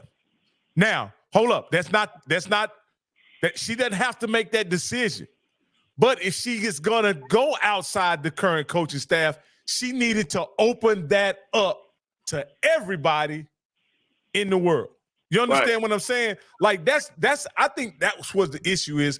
And see that, and that's why you make a fast and swift thing, like whoever the guy was next up, give him the head job. And I think this thing would have went real smooth. She wasn't interested in that, coach. This is what I kind of escapes me. And Blue brings it up in this comment right here. Somehow through this entire process, the president is without fault. Everybody's complimentary. His hands are clean and he ain't got nothing to do with it. How is that the case when he was told who the candidate was and he didn't give sufficient enough pushback to the process? Well, how are you going to push back? Go ahead, coach. No, please, go ahead. Because he didn't know. Presidents don't know about picking no football coach. They don't even care. Really, at the end of the day, they just don't want no flack. And when he started getting flack and phone calls, that was it. He got to step in. Well, let me address my nephew Blue. Well, here's where there's two. Remember, the university is an academic university. FAMU has the #1 endowment in the SWAC that Dr. Roberts helped grow. FAMU raised the most research dollars the last year than any school in the SWAC. And they are the #1. And again, I know it sounded, but they are the #1 per HBCU by a lot. It's not even close.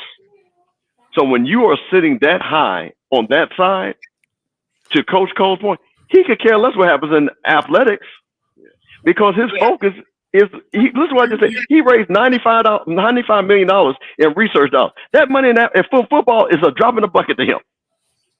You would think that. You would think that boards and presidents don't get involved, and they usually don't. They'll talk about it in their meeting and then they let that athletic director go do his due diligence. Here's a question that I want to address, and I think we all should address it in our own individual way, because nothing I say, I want it to represent anybody else when I say that.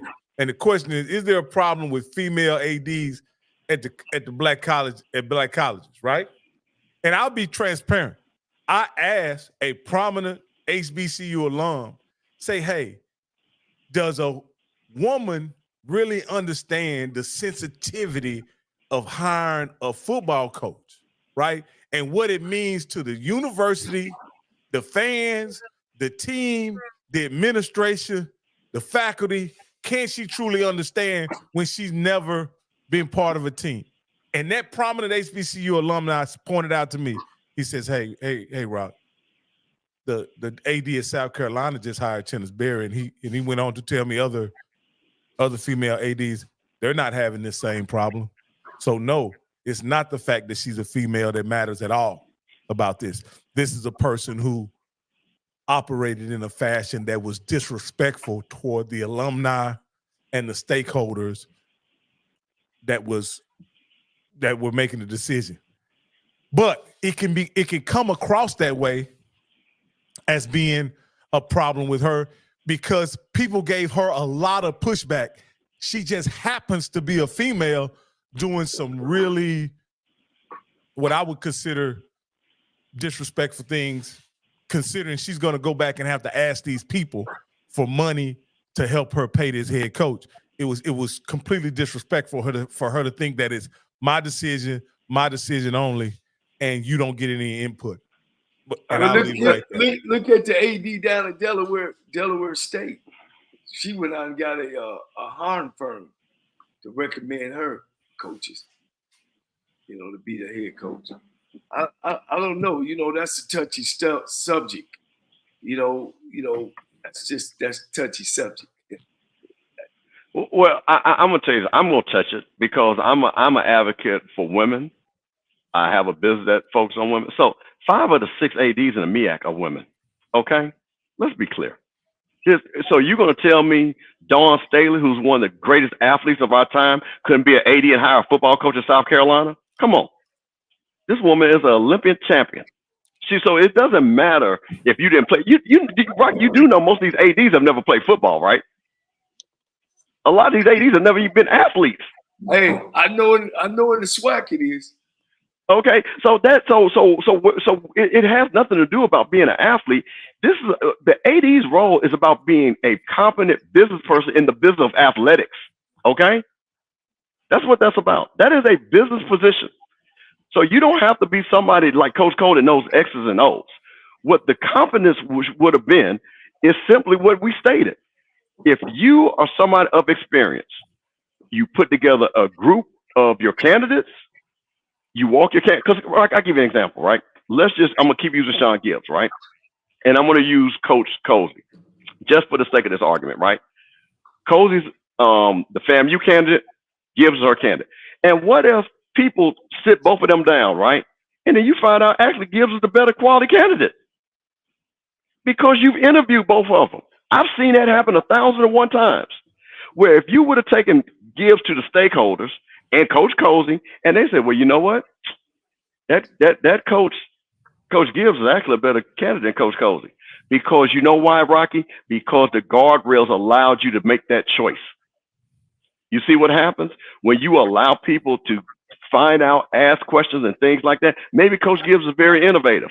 Maybe Coach Gibbs is saying something because, hey, I'm not from FAMU. I look at this totally different. And then maybe Coach Cozy is like, I kind of let the guys do what they want to do. And I'm not saying that he does that, but I'm using it as an example. And then you say, well, we really need somebody from FAMU that's, going to be a guy that's going to be focused on APR and things like that. So these are the things that I think people need to understand. It has nothing to do with her being a woman. FAMU, the greatest leader in FAMU history, literally, is Dr. Sybil Mobley in the business school. She was a giant. She was a woman. People thought she was the president of the university, not Dr. Humphreys sometimes. Right.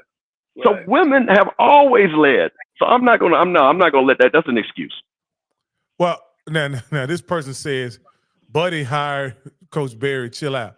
Well, I'm just saying, Buddy is not the AD of South Carolina State.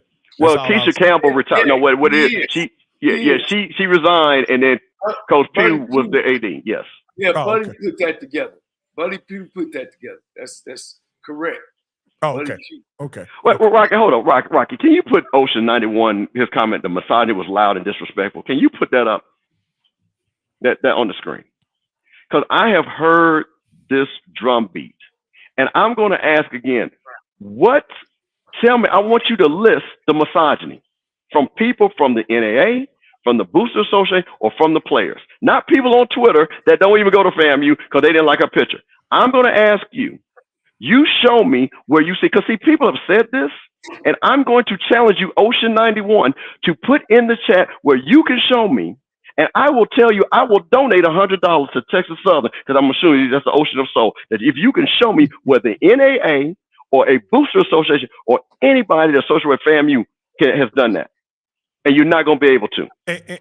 And let's, in Ocean's 91, can we just accept that they disagree with the AD's decision, right? And because they disagree with her decision, they have a problem with the process. They voiced the problem with the process, and now they're misogynistic because they disagree? What kind of bull hockey is that? See, I'm going to say, you can't openly disagree with a woman in leadership unless you're misogynistic. And this is what disrespectful. The women from Florida A&M University, who are superstars, that are on the National Alumni Association, they took a vote. These were women that voted no confidence. These women are not women that are pushed around. I know these women. I've known these women for 35 years. And that's disrespectful to think that these women are somebody that can't make their own decisions and to review the process that this person, regardless of being a woman, has done. So this is what I'm saying. You got Stephen Gaither started this. I called him out on it. I asked him directly. I said, Stephen, please show me where you saw this. I've seen a guy from Howard do the same thing. So I'm going to ask again. I will challenge anybody to show me. And he said, send me the email. Now, I don't need an email. Put it right in the chat. Is Ocean 91 a female?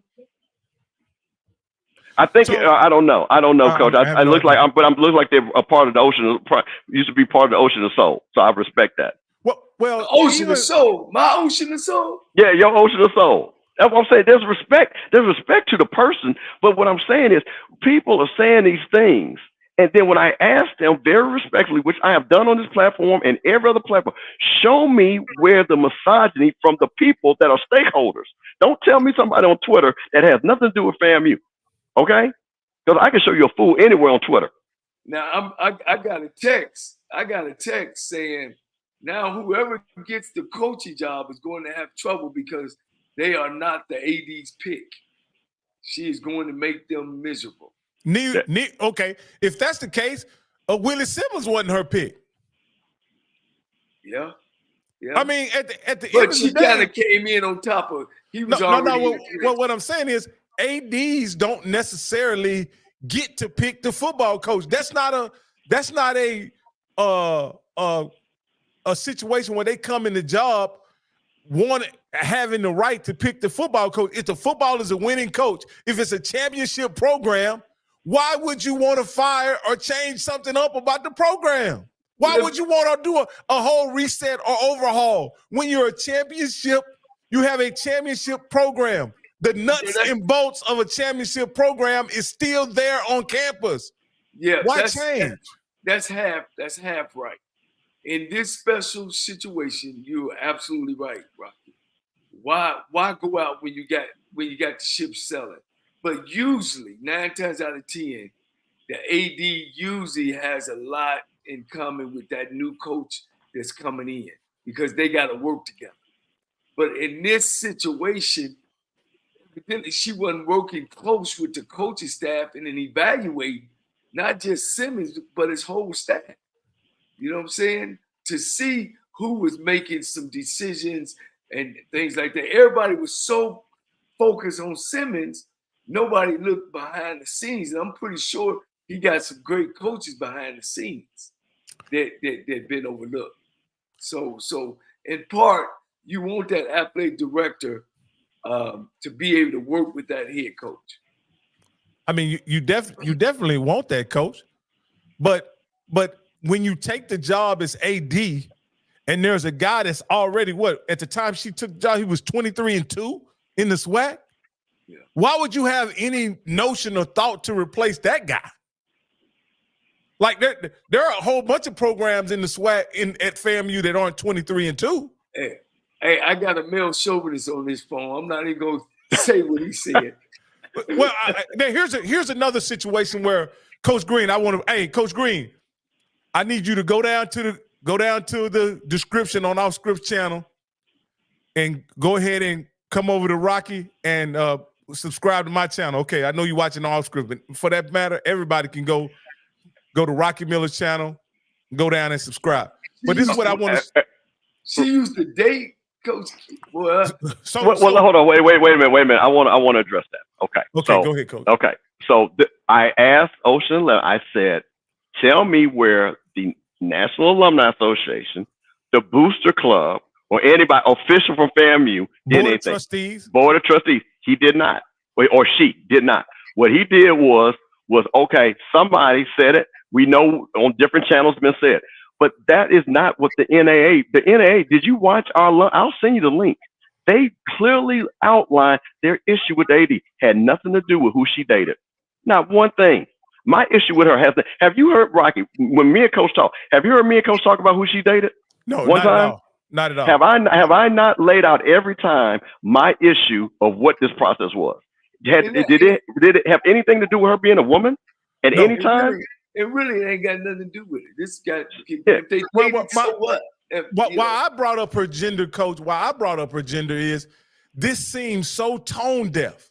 The whole process that she went through seems so tone deaf for a smart, intelligent, well-connected woman like herself, for her to just do this process, not understanding that the faculty, staff, administration, alumni wants to be part of wants to be involved in some capacity. They don't want to. It was clear on this call today.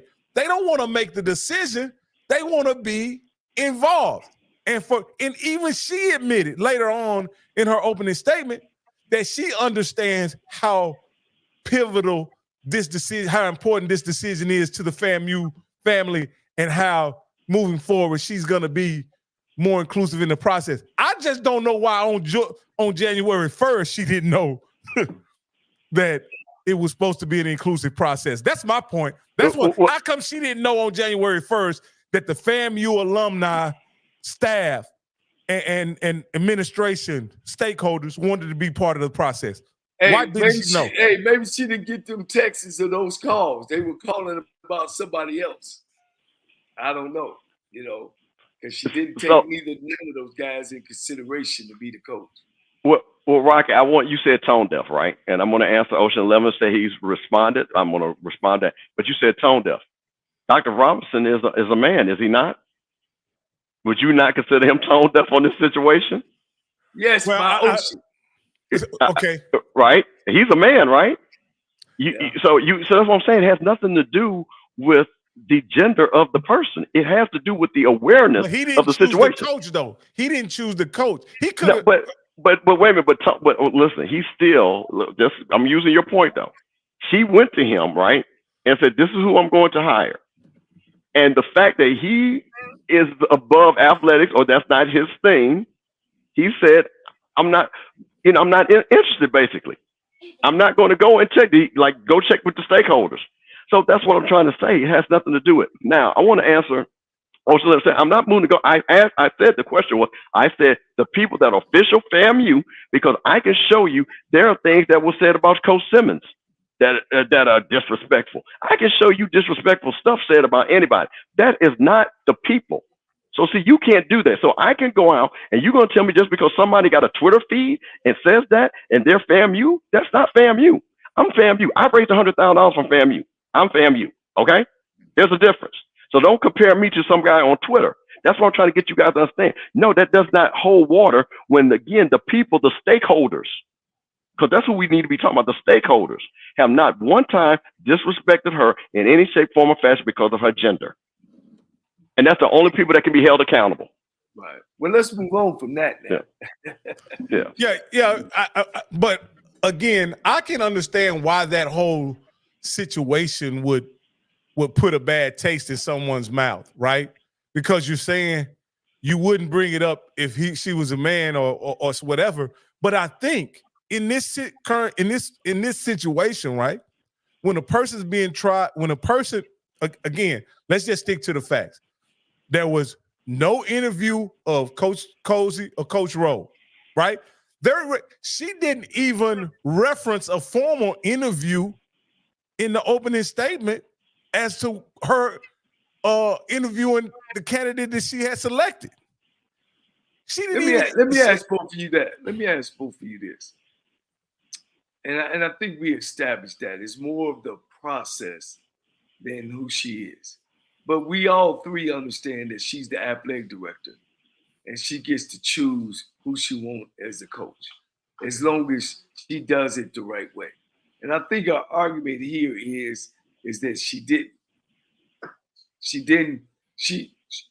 It's her right as the AD to do it the way she done it. But the process was so bad, it's embarrassing It's almost like the TSU thing. No. And that's what I was gonna bring And up, Coach. And I found out a lot that went on behind the TSU thing. Now that it's over, and it seems like it's some of the same stuff, and it's embarrassing and it's disrespectful to FAMU, the family, and everybody. So, Coach, why is if you knew 2 months ago that Fred McNair was Granger's choice and Granger is the AD, why isn't Fred McNair the coach of TSU since the AD gets to make the choice? It was the process. It was the process. There's a process in which it was made, and we don't have a strong alumni. So actually the board got involved and wasn't satisfied with the process and then took it over. The great thing about FAMU I'm seeing is they're giving her a second chance to get it right. Instead of them being right or her was right, they said, well, let's get it right and let's do a board or a committee and go through the process. Am I correct? Coach, they don't trust her. That's why they formed the committee, because they don't trust her. And you correct me if I'm wrong, Mr. Campbell. That's what I got from that hour and a half, 2 hour deal. They don't trust her. She's violated them. Well, Coach, this is the thing. How do you get somebody to trust? What you do is by the actions that you do. You trust me to come on this show because I've been on 2 or 3 times, and I've come on here being knowledgeable, respectful, and understanding that this is your platform, what you're trying to achieve. You trust me enough for Rocket to send me that link every Tuesday. That's building trust, just that quick. You did not know who I was, but once again, I had to prove to you, not vice versa. I had to prove to you and gain your trust to allow me to be a quote unquote co-host during the evening with you. So it's the same thing that applies here. If you want people to trust you, you have to do trustworthy things. So then if we go all the way back, and there are people that have several issues with the Orange Blossom Classic contract, the homecoming situation, things that on and on that you do to build trust. And then it crescendos with the handling of the coach. And then people are looking from the outside, as they say, right? The alumni, the boosters, and things like that. And they said, wait a minute, I'm not trusting this decision because your process to me looks flawed. And it goes back to my point about communication. If you would talk to me to gain my trust, maybe I would not trust you. Right. Maybe I then would trust you, excuse me. Right. So this is where the issue comes in at. So yes, she has, I hear people say she has the right to make her hire. She does have the right. But guess what? People that are boosters and alumni also have the right to protect FAMU also. So that doesn't mean people just can go off the rails and just do things. So we have a right to say, hey, you know what? We don't believe in what you're doing. Now, I'm going to go back to my point again. Then you sell me on what you're doing. Wow. You sell it. Wow. I see another one said, fact, she's been there a year and she's not building trust. So evidently this ain't just this has been an ongoing thing, and this is kind of the big thing that where it don't blew all up her leadership. And that's the thing, Coach. I had a friend of mine that always told me, sometimes you need to just get one win to stop a loser streak. Right. And if I can't show you the wins going through the whole year, and I can't show you where, because just think about this, to the point where you had nobody in any of the stakeholders that said, I'll raise my hand and defend her. Wow. Not one stakeholder. Not one. Wow. Even her person that apparently she must have a relationship with the board of trustees and Trustee Harper, she didn't really come out with a full throttle endorsement. Wow. So that has something to do with the relationships you're building, because somebody should have been in there in those stakeholders and say, you know what, y'all are giving the AD a really bad route. I'm gonna go to the map. Not one person did. Okay, all right. Now we're coming down here. Where do we go from here? All right, we figured it out. Board members got involved. She's over a committee now. Is she gonna be on the committee? Yeah, she's gonna. They're gonna hire what? So real quick, so I want so you can set your table. They're going to hire a search firm, and then there's going to be a search committee that's going to be consulted on the candidates for the football coach.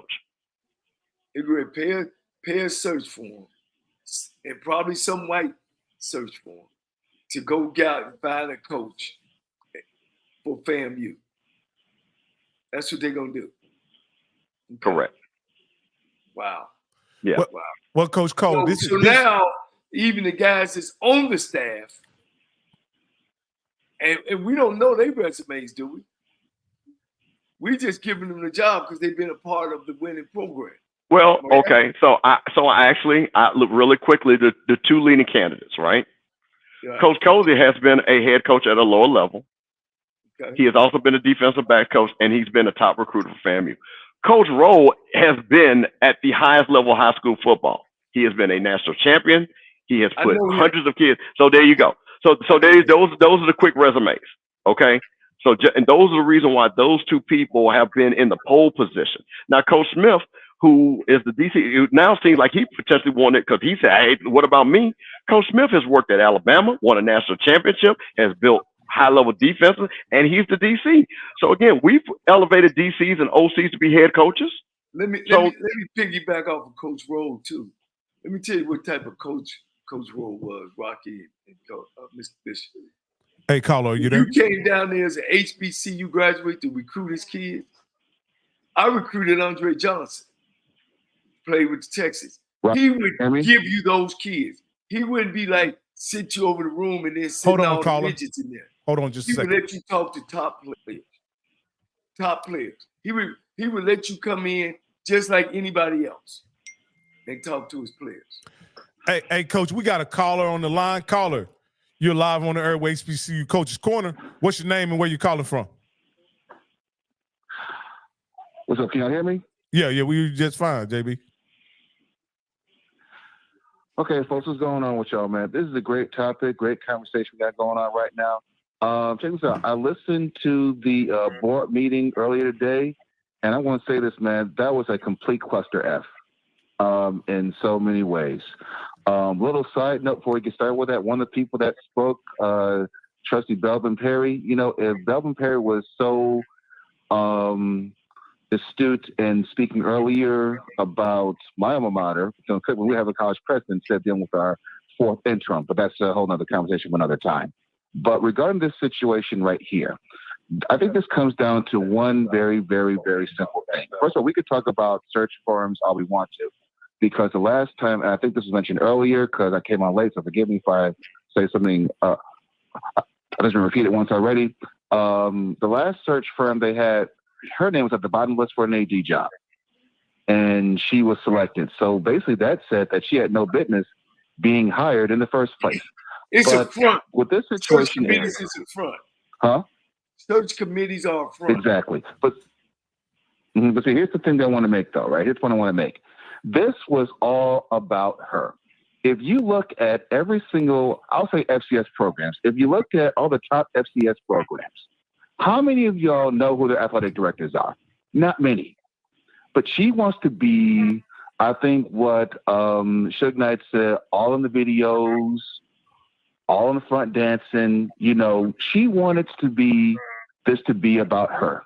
She wants the selection as coach to be about her and her choice and her thing. She wants to put her name on this. She wants to put her stamp on this. But see, this is what happens when you're insecure. This is what happens when deep down you don't deserve a position that you have. So this is all about trying to prove to someone that you are who you think you are, that you are the right AD for the job. And she wanted to do things her way. She wanted to have all the answers. And she thought that, and so I spoke to Campbell about this offline and whatnot, this was the easiest job for her to do. Just pick within the program, keep it moving. But she didn't want to do that. She wanted to be in the spotlight. She wanted to be the one to say, hey, I did this.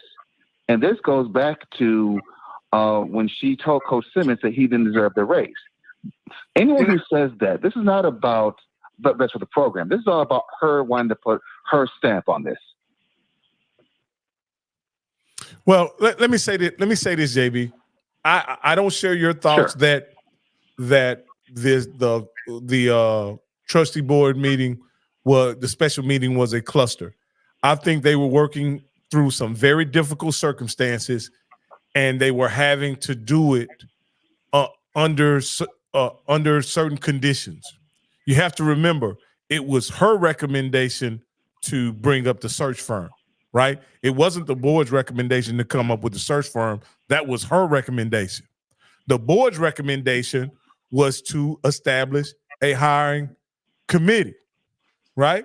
So I think when you talk about cost and who brought the cost in, and I think that was very important, that the cost, the budget piece that the search firm is going to cost was brought in by her, not the stakeholders. So to come back and talk about how much the search firm cost, that's a direct reflection on what the AD wanted. That wasn't what the board wanted. So I think this is something else about this too, Rocket. Okay. No, I was just trying to point that out. Is that the AD is the one that brought up the search firm. The board of trustees was clear about how they didn't want to absorb any more expenses, and not one moment did the AD ever step up and say, "Hey, we can forego this search firm and just go with the committee." They gave her lots of time to say that in the meeting by bringing up the cost, by bringing up that she never said, "Hey, we can, if we're going to have a committee, we don't need a search firm." She never said that, and that's why they stuck with it. Go ahead. These search committees. Here's the thing.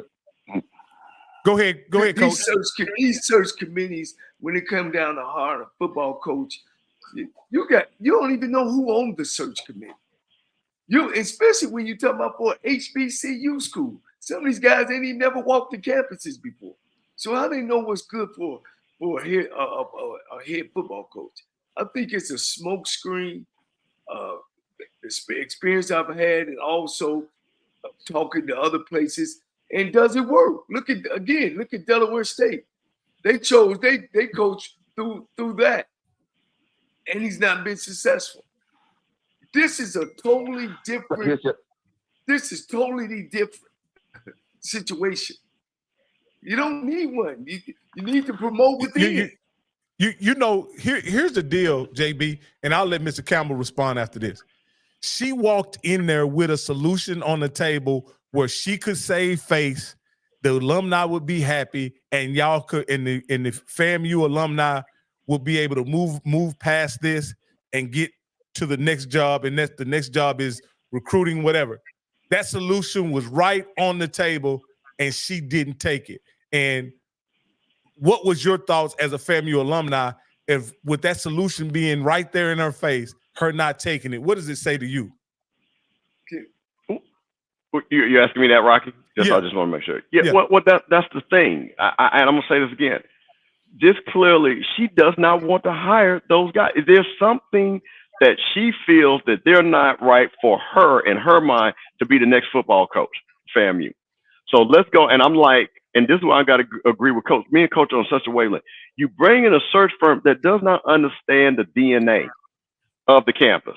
And here's the thing, Coach, I'm gonna give you a name that and see, this is, Coach, I love being on, because we are old heads, Coach. I'm going to give you a name, Dr. Walter Reed. Do you think this would have happened on Dr. Walter Reed's watch? Yes, the legendary AD at Jackson State and at FAMU, that is in 2 Hall of Fames, because Walter Reed would have understood that he had at Jackson. He said, "Hey, I've got a lot of people that want us to move a certain direction."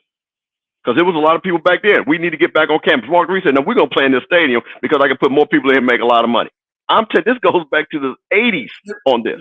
He comes to FAMU with Dr. Humphreys and helps FAMU raise record amount of money and transits that program. But he was a leader. He was a leader. So all of those that understand who Dr. Walter Reed is understand what I'm saying. Look, Dr. Walter Reed at Jackson State, they always hired within their staff, W.C. Gordon, Harrison, Coach Carson. They always hired within. When they went outside their hiring process, their program went straight down. They hired a guy named Coach Bell, who was from the outside, and it went straight down. And they had to recover, just like Florida A&M when Billy Joe was there. Billy Joe won championship after championship, and that administration changed from Humphreys and wanted to take that program to Division 1A. And Billy Joe kept telling them, "We're not ready. We're not ready." And it cost Florida A&M over 20 years of suffering through their football program. And if they don't make the right choice this time, they're gonna do it again. They're gonna do it again. And it Hey, should Coach, be we right. got a Southern Night on the phone. We got Coach Green. Thank you for calling in, Coach Green. We appreciate you. What do you got to say tonight on HBCU Coaches Corner? And you are an HBCU coach. Is that correct, Coach Green? I am. I'm an assistant coach at Russ College for women's basketball. All right, Coach. What are your thoughts about what's going on? I got a question. I want to ask Mr. Campbell. Since he's deep in the FAMU lore. My question is, how did the hiring process go for when they hired Coach Simmons? How did that go? You know what, Rocky? Can you indulge me for a few minutes? Yes, I actually can. I tell you what. I tell you what. Coach Green asked another question. I'm going to actually read you off the process. Let me pull it up because I actually have that. How about that? See, I come prepared when I come on Coach Cole's. I'm going to read you the process. So you give me 1 second as I pull this up. Just give me 1 second because I have this. Coach Green. Coach Green. Well, you're an assistant coach. Were you hired by the head coach? I was. Did you have a committee? The head coach had to form a committee in order to select you as head coach? Not really. Okay. So he's an assistant coach? Yes. Okay. Well, Coach, let me ask you, Coach Cole, you've been hired before. Was there a committee when you were hired as head coach? No. The AD simply said they wanted you. My first job as a head football coach, the AD presented me to the president, Dr. McClure, and I came in on campus and to talk with her, and then I went and met him. And but my background of being a championship coach, kind of, I never really had to go through that situation. You know what I'm saying? It was my job when I showed up. You know what I'm saying? Even when I got the job at Texas Southern, I interviewed for the job. Now at Texas Southern, they called me in, flew me in, and I actually sit in front of a committee the first time, but I didn't get it. But I was only 29 years old as well. And the first question that the president asked me was, and then this is a Texas Southern interview, where did I graduate from? And when she asked me that, I said, well, this ain't my job. You know what I mean? I eased down in my seat, say, and they put me up at the Ward Hotel in Houston. I said, well, I'm ordering everything except for hello, please, thank you, come again. Because I know this is not my job. But the next time they brought me in, called me, and I told them, look, y'all know who I am. I'm not coming down there to be interviewed. Y'all will give me the job or what? And that's how it happened. They end up giving me the job. Rocky. No. I have. Okay, let me tell you the process. Okay, yeah. Okay. Yeah, and this comes from Colonel Greg Clark, our former National Alumni Association. This was the process. So I'm reading direct verbatim. I want you to know the process used to hire Coach Simmons and why it went so smoothly. I was the president of the NAA at the time. The year was 2017, and we had just lost to Bethune-Cookman. The record that year was 3-8. There was a decision made by then athletics director Dr. John Eason not to renew Coach Alex Wood's contract. Dr. Eason asked me to assist in finding the next head football coach. Exhibit 1, buy-in from the FAMU Alumni Association president. Number 3, after having some conversation with some coaches, we felt like Coach Simmons was a young, smart, energetic coach that could stabilize the program and put us on a trajectory to win. After some negotiations, Dr. Eason and I were comfortable with the $300,000 per year salary that Coach Simmons wanted, but we had one major problem. In the past, the university had always paid the head coach only $200,000 a year. That is the max allowable by any state employee being paid from the state of Florida. My job was then to secure the extra $100,000 per year to make the deal work, because there was no set-aside funds in the university for this matter. The funds would have to be raised externally. My first call was Mr. Curtis Taylor, president of the Rattler F Club. You heard Rattler F Club today. This organization took on $20,000 in salary. Number 2 exhibit, buy-in for former athletes. Next call was Dr. Thomas, Mr. Thomas Jones, chairman of the FAMU Foundation. The foundation took on $30,000 plus benefits for the contract. Exhibit number 3, buy-in from another DSO. Next was the call to the attorney, Reggie Mitchell, general counsel for the FAMU NAA, and I asked Reggie to pull together a committee to see what our capacity would be to support the endeavor. From that meeting, the committee, we would to take $50,000 in salary. The vote was unanimous. So again, this was the process that was transparent, that was from all the direct support organizations, for an easy way for Dr. Eason to present Coach Simmons with a package, and for Dr. Robinson, who was the president at that time, for consideration, because the due diligence had been made. So you see, well, let right me there. say, you know, but like I said though, Bishop, and that was beautiful.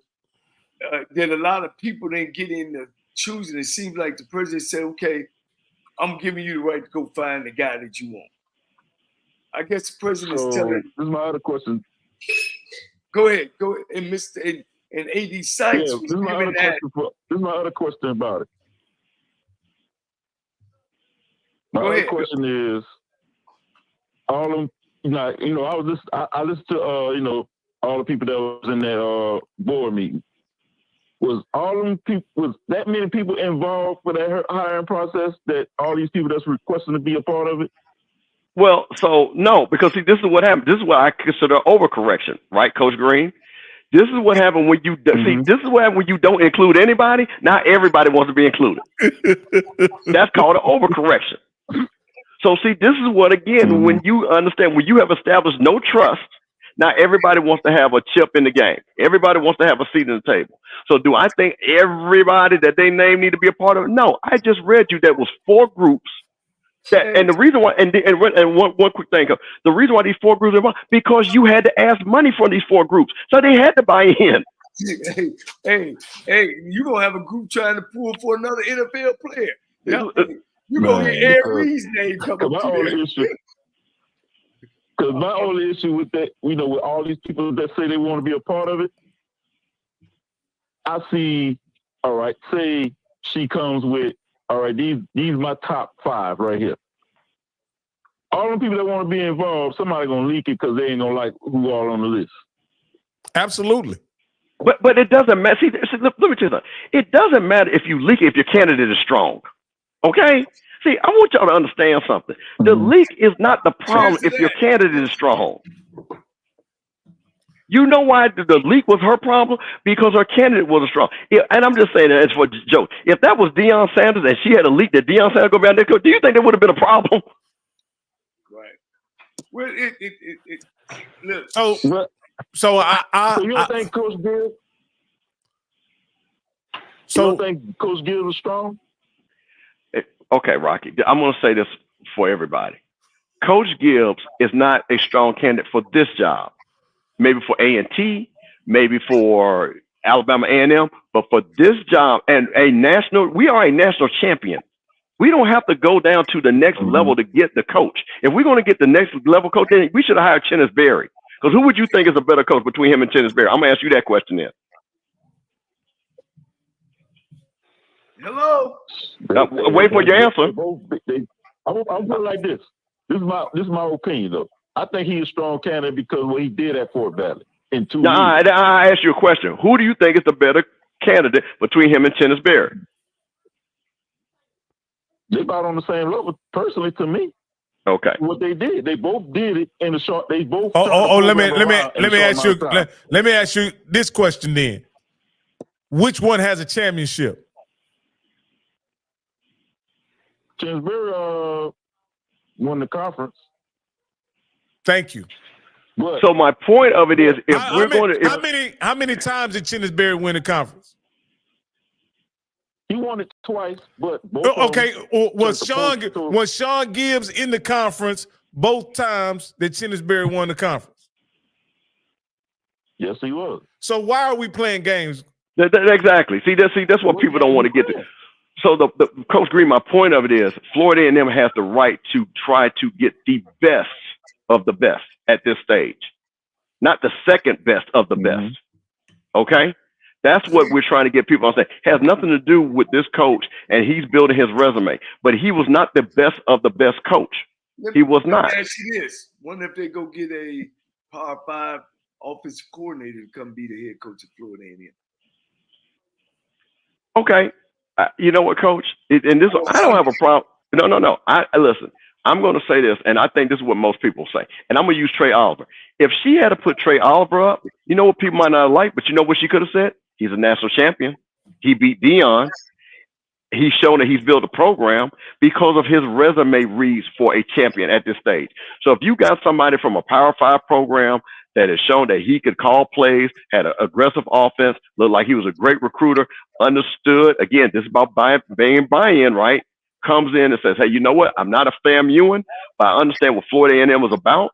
I could come here and lead these men, and he has the resume that the team respects. Absolutely, let's get him. Hey, you know, Gibbs got a good resume though.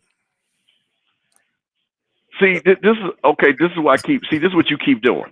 I keep telling you, I know somebody had a better. Well, I'll give you one better. He coached at Grambling, right? He coached at Grambling, right? Mm-hmm. Why Grambling didn't hire him then? Yeah. Since he was such an outstanding coach. Why y'all didn't hire him? Is he a head? Hold on. But is he a head coach though? Why didn't Grambling hire? Why Sean Gibbs? Why didn't Southern hire him? Is he a head coach right? But is he a head coach right now? Sean Gibbs is a head coach at Fort Valley. What are you talking about? All right. So why didn't Southern hire him? You know, for what he did at Fort Valley, he deserves the FAMU job. Grambling didn't even. Okay, listen. I'm gonna say this, Coach Green. Grambling didn't even interview him. Southern didn't even interview him.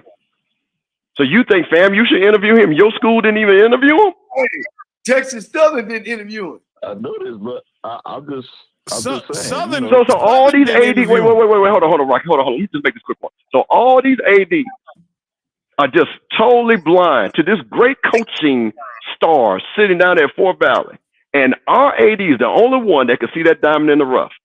Come on, man. See, this is what I'm saying. Your argument doesn't hold weight when there were 3 other positions open that he didn't even get an interview for. So then you want the number 1 HBCU, the national champion, the national champion. Hold on, Bishop. Say number 1 in football, 2 man. picks. But I'm just looking at. I'm just saying. 2 picks. First pick was the coach at North Carolina Central. He turned it down.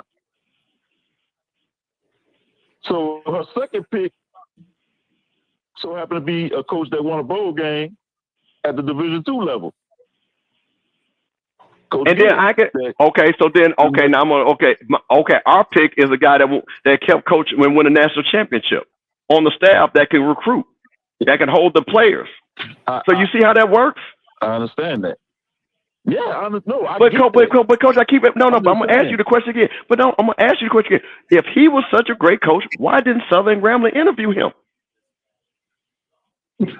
Right. And Coach Green, let me ask you this, Coach. How much does fit matter in a coaching appointment?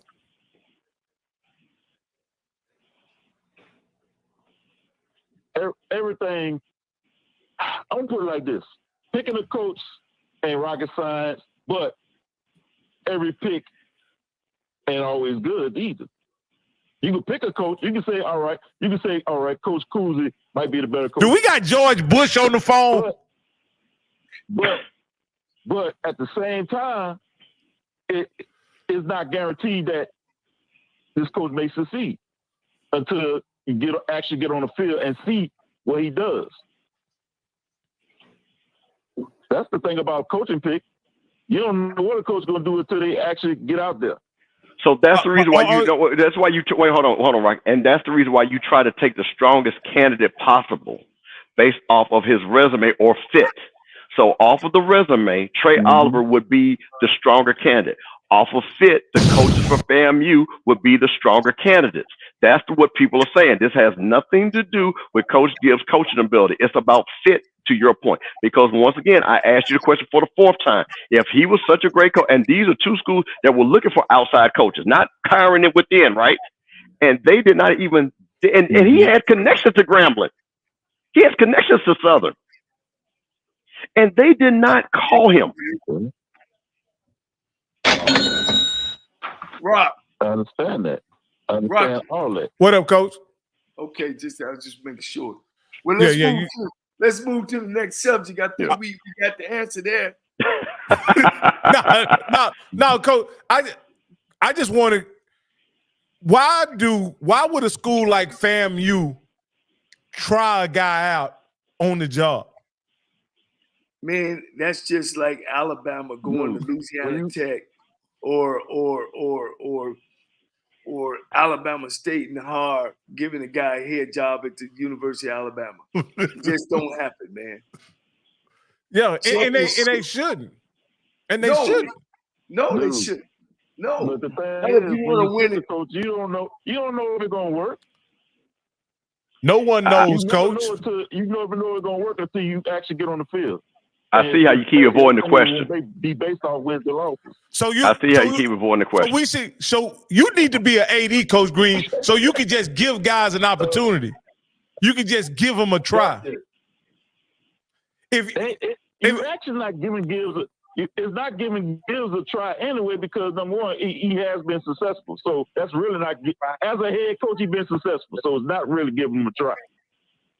How we doing? This is how we do it. All right, hey, Coach Green, thank you for calling. We got Mr. Bugs. Mr. Bugs, you're next up on the HBCU Coach's Corner. What's going on, Rock? How you doing? What's going on, Coach? How you doing, all right, brother? How you doing, Mr. Bugs? Doing good. Bishop Detective Green. I'm gonna lean back on this. I'm gonna ask you a couple questions, man, because the train wreck that I saw today as I was working, it was a train wreck of lack of leadership. But you know this area better than I do, so I'm gonna ask you some questions, and you can give me some wisdom on this. What I kind of saw, guys, is a lack of leadership that was present. So thank you for sending that link over to Scotty so I can see what's going on. I guess here's my question. It seems like whenever when you go to these committees, so to speak, what I kind of go into my mind is someone's trying to hide indiscretions of some sort, whether it be small or big. Is that kind of what happened in your opinion, Bishop Green? I don't think Coach Green is on it.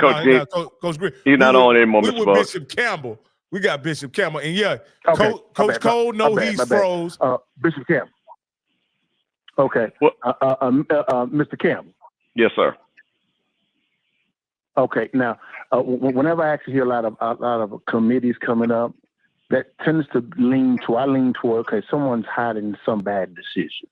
Right. You have committees to committees to committees, so to speak. So is my assessment correct or am I off? No, I think you're correct, because I think she did exactly what you just said. She said, well, you know what? I'm going to use this search firm to cover up the ability I can't hire a coach. And then I'm going to, if it doesn't work, guess what she's going to say? The search firm was the one that selected the coach, not me. I took the recommendation from the search firm because that's what you all wanted. See, to me, this is all game. And guess who's going to be the coach? Gibbs. Right. You know what's funny? I don't think he's going to, coach, because I think, like I said, he took the extension, and I don't think that he's going to go back on that from Fort Valley. But I think what can happen is that we have a potential wild card that nobody would think about, to what Coach Green is talking about. Then people are like, wait a minute, why are you even hiring this person? That's the danger. Well, let me say this. Then I know the two coaches ain't going to get the job, and that's them two on the staff.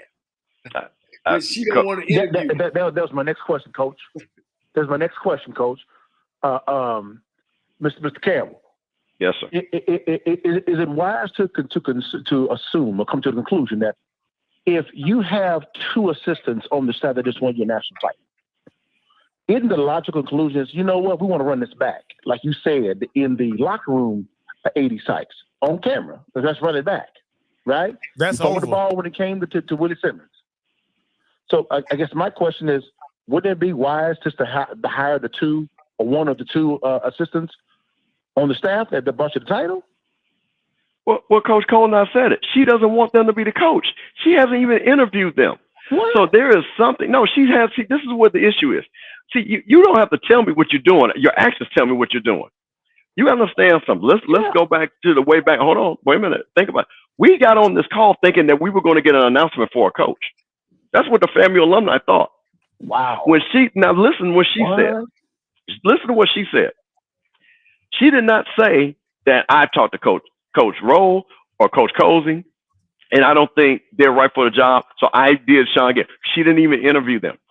So that means, and even to this very day, she clearly does not believe that they are the right fit for her, because this is about her now, right? Not FAMU, about her selecting them as coach. So this is what people are saying, that, and I would rather for her to say, see, this is where it's time when you stand up and say, let me tell you guys why I think I want to go outside. The people that are at FAMU right now, I think they're missing one element to be a championship coach. I'd rather for you just say that. But what I think she's doing, she's playing the game because she knows those guys need to be there to hold those players. And she got burned by it because she thought she was going to run Gibbs in there. And now her guy didn't get selected. So now we're playing a really dangerous game. Because if I'm Coach Smith, our DC, is going to Murray State. He waited to the very last minute. We knew about this offer last week for Coach Smith. And he held hope that she was going to name either one of those 3 coaches, and he would have stayed. You can't keep holding these people. Like I say, Coach Cole, you just talked about this. These people have lives. These people are not going to wait around forever. Wow. Do you? I feel bad for the kids. I feel bad for those kids, man. Those kids, man, came on and they really tried their shot for one of the assistants, and the committee and the AD just said, I'm sorry, but we ain't to none of them. And let me say something, guys. This is one of those unusual situations in the coaching realm. If you were hiring for a new coach, it'd be totally different. You're not trying to rebuild a team. You're not trying to replace a coach that's been fired. You're trying to keep what you got going. And you got guys on the staff, what I'm hearing, is that are qualified to take the leadership and keep on going. You don't tear down a program. Guys, my alma mater, and I'll talk about it. When I took the program over, it was 4-40. I won a championship in 2010. They fired me. Administration, that's your choice. Since then, they've only won 35 games in 13 years, man. And it took us 40 years to win those games and win a championship. Guys, it's not easy winning football games. It's not easy winning championships. It's not. Like the other caller was like, oh, well, you give him opportunity and you see if he's a loser, if he ain't won championships, if it don't make sense, if it don't make money, it don't make sense. People are championship coaches. They just not around. You just can't find them. So the best thing to do is either hire a guy that wins championships like Coach Berry, if you're going to go that route, or you keep what you have going and moving forward. People don't understand it's tough in this business to win championships, man. And you don't tear it down. You look at these schools from behind, Jackson State, Grambling. Look at Grambling, struggling. They got rid of Doug Williams and Coach Fobbs, and they struggling. They struggling. They should have kept them on and worked through it, or went out and found a championship coach. Hugh Jackson wasn't no championship coach. Oh, he coached pros. He didn't win there. He's never really won. And he came in, and this is not personal. He lost. He lost. You know what I'm saying? And I like Hugh Jackson. I think he was fired prematurely. But I can't argue with Coach's point. That if you want, I can't argue with Coach's point. Since Doug Williams left Grambling, 2012, fired him the second game of the year. They brought Fobbs in. He come out, I think it went 3 in a row. Next thing you know, oh, we tired of Fobbs. Let's get rid of Fobbs. And look what happens. It just fall right down to the wayside, man. You got to replace the old thing. You got to replace. You sharpen iron with iron, right? Absolutely. And you know, I take my hat off to you, Bishop. Shit, you just want the best for your university. Well, and that's the thing. I think what people, and this is what I can always tell people that really don't care about FAMU having their best interest, because they make these statements that have no facts to them. And then I ask them the question, like I asked Coach Green, right? What would you do? You know both of these schools. Then they shift the conversation. I ask people these questions. So my thing is, if we have seen what has worked, if we have understood that recruiting in the state of Florida is important, maintaining the continuity, we have 7 all-SWAC players coming back, more than anybody else. Think about that for a second. All SWAC. All SWAC. We would have the best in the SWAC. We have more than anybody else coming back. We have a whole starting offensive line. We got our starting running backs coming back. We got most of our D-line coming back. Okay? So all we need is a quarterback to pull the trigger. So you're going to tell me if you got that, and then these guys, Coach Cozy, Coach Rez, Coach Smith, Coach Roller, recruiting these players, additional players to come. What more else do you need? Y'all know what I'm gonna do? I'm gonna get Coach Billy Joe on our show. Oh, Coach, that would be Coach awesome. Billy Joe coached 2 or 3 of my brothers, and Coach Pete Richardson, those 2 giants in black college football, and we gonna talk some football. Hey, Coach Cole, you know, I know it's about your bedtime and mine too, so we're gonna be wrapping up. But I have to allow Mr. Campbell to explain, not necessarily explain, where does FAMU go from here, and what are your expectations of what the next coach should look like or is gonna look like? Well, see, this is where, again, we're running. See, now you're in a rush mode. And when you rush, you always make mistakes, right? Because now we've got this deadline that really is 3 weeks from now. Because you can't say, I need to have a coach by December 7th. You need to have a coach before that, because they got to actually talk to the players, right? That requires establishing a relationship. You don't establish a relationship in a day. You don't just call a guy and say, hey, come to FAMU. All colleges are starting back this week. Thank you. So you have got, so we've already missed that. Then you're talking about another signing period. So here's what I hope what FAMU does now. Because now it's just about hiring the best coach, right? Because you can't worry about certain like recruiting windows and things like that. Because we've already blown past those. So now take your time, hire the best coach that fits the program, that's going to be able to hold the players that you have. Because I think that's the most important thing. If you don't recruit another player, you got at least enough players to potentially win the SWAC East. So that's, to me, that's what we need to do. Because I think if we don't do that and we go, which I think what we're going to do, which is the thing with the gives and stuff like that, you're going to create this program. One thing I could just say, being a 1AA coach, you still got time. You still got a whole bunch of time in recruiting. You don't have to panic.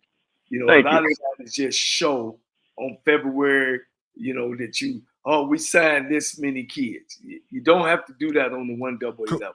Coach Cole, let me ask you this question.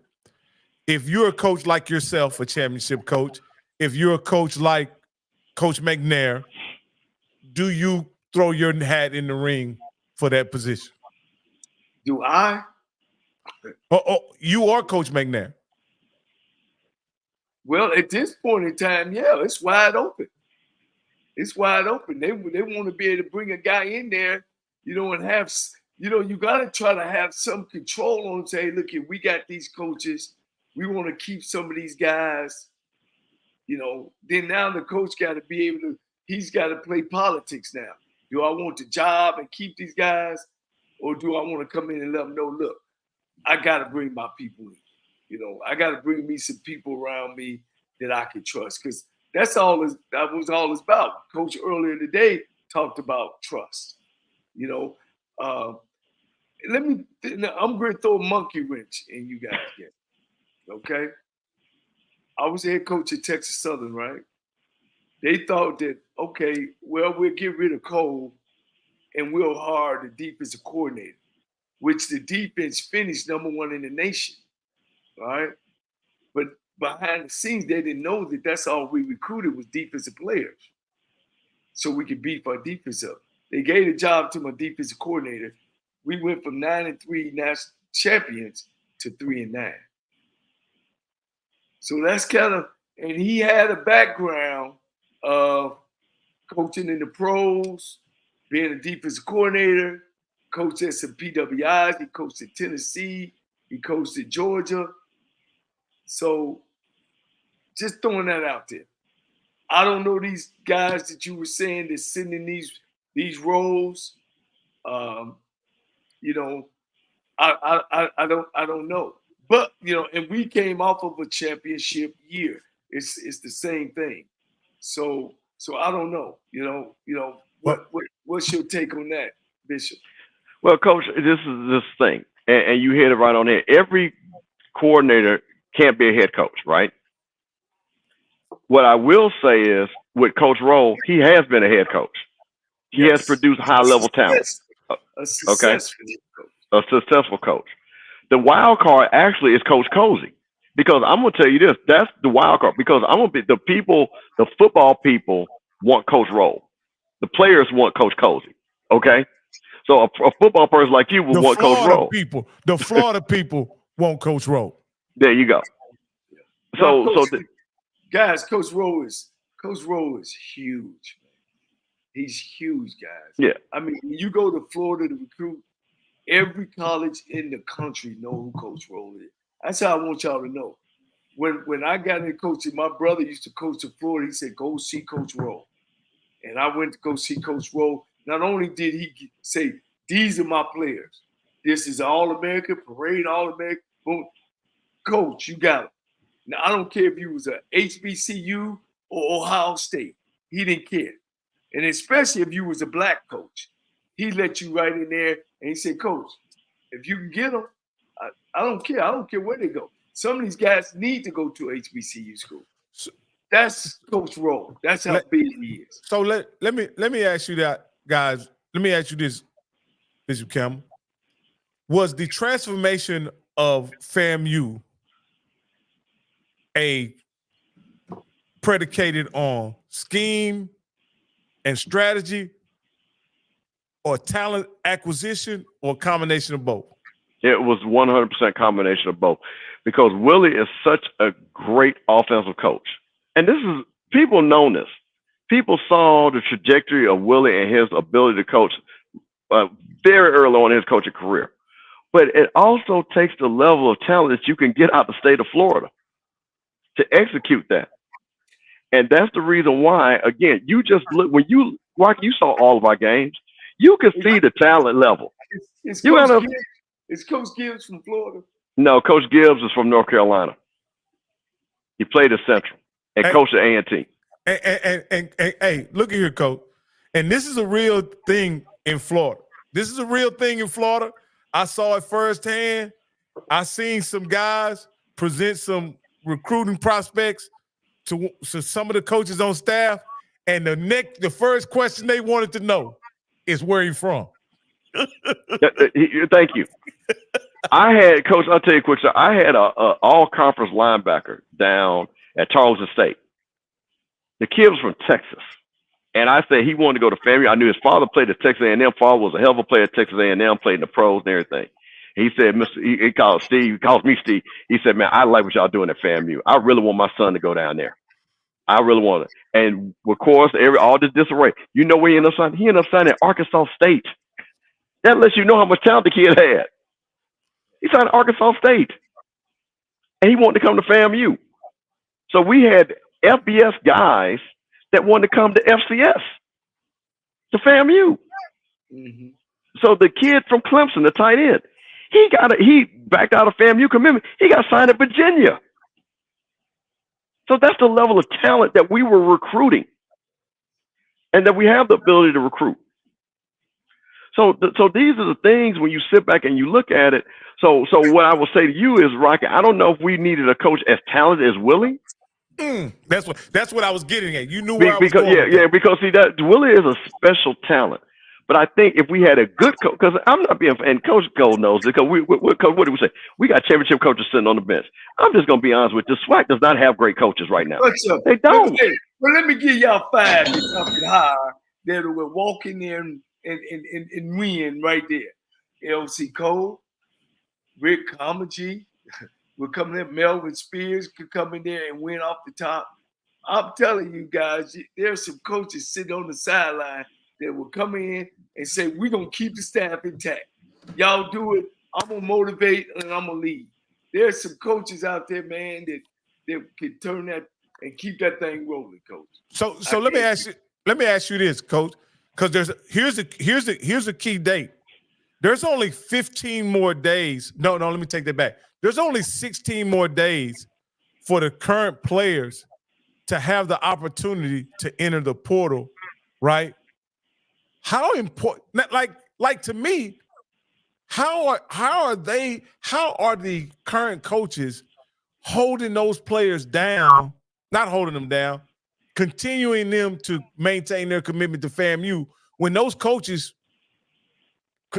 after the day, may feel like they're not going to even be here anyway? Why should they have any loyalty to FAMU? How do they keep that from happening, Coach? That's for Coach Cole or me, Rocky. Either one. How do the current coach, in a situation where Smitty Rock is left, in a situation where Coach Rez is left, other coaches getting opportunities, what is their incentive to hold the talent in place at FAMU? Well, let me answer the question. This shows you the commitment to the players that want to run it back to be another champion. You heard the players, right? On the call. The players, see, this is, and Coach knows it, the best championship players are players that are self-motivated to be champions. Yeah. These guys don't want to leave FAMU because they're like, if we stay here, we can be champions again, regardless who's the head coach. It seems like the kids it's different when you got a bond and you don't want something together. It's different. I ain't ready to leave running. But, when you had to lose the program, you're going to lose some kids. Man, I'm tired of being here. I'm out of here. This shit, it ain't going to get better. But those kids down there, they got a bond. And they've done something special that only nobody can do. And when they get the rings, nobody else can say that these rings will last for a lifetime, Coach. So again, don't panic so much. But I don't like this search committee, Bishop. I don't like the search committee. I think you pick a couple at this point, and you identify 4 people, get them on the phone, go visit them, whatever you need to do, and talk to them and get a coach. Is she trying to drag it on past the transfer portal window that they got when Willie resigned? This should be her number one priority, and have some coming out between now and next week, and be naming a coach or present a coach to the board. It's because everything is there. 2 coaches on campus. You know what I mean? Well, Merchpack hasn't. It's just right down in Miami, and then the other one is right over to Fort Valley. If she still want to put him, well, you guys say he just signed an extension. Well, Merchpack says don't hold the kids hostage. If they want to transfer because of instability, then let them. Well, obviously, Well, nobody, but that's the thing, Rocky. Nobody's. See, that's the thing. Nobody's holding the kids hostage. That's the thing, which literally, you know how strong what coach is saying, the bond of a champion. yeah, These kids could have. Yeah, these kids could leave, but again, see, sometimes. Okay, so and I'm not being funny. You go to Fort Valley or you go to Delaware State. It's not the same feeling. It's not the same thing. You don't run just for the sake of running. See, that's what a lot of people, and see, this is what happened to a lot of kids that's in the portal, all 1,000 of them that's still in the portal. They ran from something. I don't think some people understand the bond of walking off that field, the last team that played football, and you champions. Man, that's what else is in this world that you get besides having a baby and getting married? What else that can make you feel that way, man? It's one of the top 10 feelings, man, that you can ever feel, man, in this world, coach. That you have got together with these other men and we have blood, sweat, and tears to walk off the field. You just ain't gonna leave that, man. You want it. You want it. It's in you. And once you feel that and you got that taste in your mouth, it's nothing like it. Okay, so and what become now? This is a good question. Those kids are holding on to the hope that Coach Coles will get hired. At what point does hope become false hope? Well, I think I don't think we have long. I'm gonna be honest with you. I think these kids are going to give it another week or so. But okay. Let's here's the thing. School. All right. Let's also remember these kids are students. School has started. So a lot of these kids are trying to graduate. They're not about to mess that up. Where are they going to go? They can't just leave. So school has actually started. So I think a lot of people fail to realize these guys are students. If they were leaving, they exactly. They'd be rolling it somewhere else. But no. What I'm saying is they can enter the portal with the option to leave. Right, but they could do that anytime. That's what I'm saying. There's no rush for them. That's something that I don't blame them. I'm not going to play that card just yet. I'm going to let it play out because I can't go to the other school anyway. I got to stay here for the rest of the semester and finish the semester out. So again, for a lot of these kids, and I think a lot of these kids too, FAMU is a really good school, man. You just don't throw that away. You just don't throw that away. Alcorn had a great championship team with Florida players. Once Willie Simmons went to A&M, we lost most of those players. Look, man, Johnnie Cole. Man, I've been going all day, man. Hey, Coach, I'm going to let you take us out of here. Coach Campbell, thank you for joining us again, man. Coach, always a pleasure. I appreciate you letting me ride shotgun, Richard. Rocky, Bishop, seriously, we need to think about, I want a replica of the Hard Knocks in the NFL. Y'all think about that. Let's make that happen. Let's travel a little bit. I got a camper. We ain't got to worry about where we sleep at. All we got to do is get on there and gas money and food. I really would like to get to, I'm gonna be honest with you, Coach. I really would like to get to Alcorn with the new coach. I'd like to also see Southern. And when FAMU decides on who they get, I'd like to see what their spring practice looks like. And I definitely want to go see Andrew Body and what he looks like in with the Alabama State team. So, Coach, there's a lot of interest. There's a lot of things we could be doing, Coach, and I'm looking forward to putting something together and doing maybe like a spring tour of the SWAC. You know, for sure. And like I said, guys, I got a camper, man, that we can get on, man, and we can hit those places, man. We just get on the road and break bread and man, we gonna take our conference to where it should be. You know what I'm saying? And but I'm gonna reach out to Coach Pete Richardson and Coach Billy Joe. I think they got a lot to say about what's going on and what was going on when they were coming through. just to give some information. I'm gonna reach out to them. Coach Moses just got the job at Lincoln University. He's one of my students. We worked together at Fort Scott. He just got the job. You know, Lincoln University is HBCU up in Missouri, Jefferson City, Missouri. What's the status at Morehouse, Coach? Morehouse, I've talked with the athletic director, and I'm just gonna shake my head. I'm just gonna shake my head. It's a mess. It's a mess. And they hadn't decided nothing. He's still looking for a coach, and he don't understand. I spoke with him. I talked with him. He don't understand where he's at, what he's trying to do, and what he needs to move this program forward. They still hadn't had hired a coach yet. My good friend over there is an interim head coach, George Copeland, who worked under me at Alabama State and Tennessee State. So I keep in touch. And right now they hadn't made a move. They hadn't made a move yet. So hey, Coach, they telling you to call Tiffany. That's what they asking you to. That's a FAMU alumni, I believe. Called Tarisha Wesley. She's saying call Tiffany. Who is that, Coach? Who is that, Coach? That's the AD. They want you to call the AD, Coach. Oh. They want you to call the AD. Coach, I'm gonna make sure. I'm gonna make sure you get on that search firm list. Hey, look, man. Coach, y'all just don't know, man. Yeah, y'all just don't know.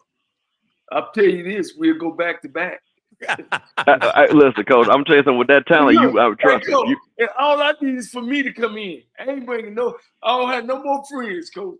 I don't have no more friends, Rocky. But y'all, look, man. They afraid of dynamite, man. You know what I mean? But hey, man, we good and look, man. Hey, stick to your plans. Stick to your new year. Always say, if you feel yourself at the end of the rope, tie a knot, hold on tight, because ain't nobody bad like you. Hey, thank y'all for listening. Coach, we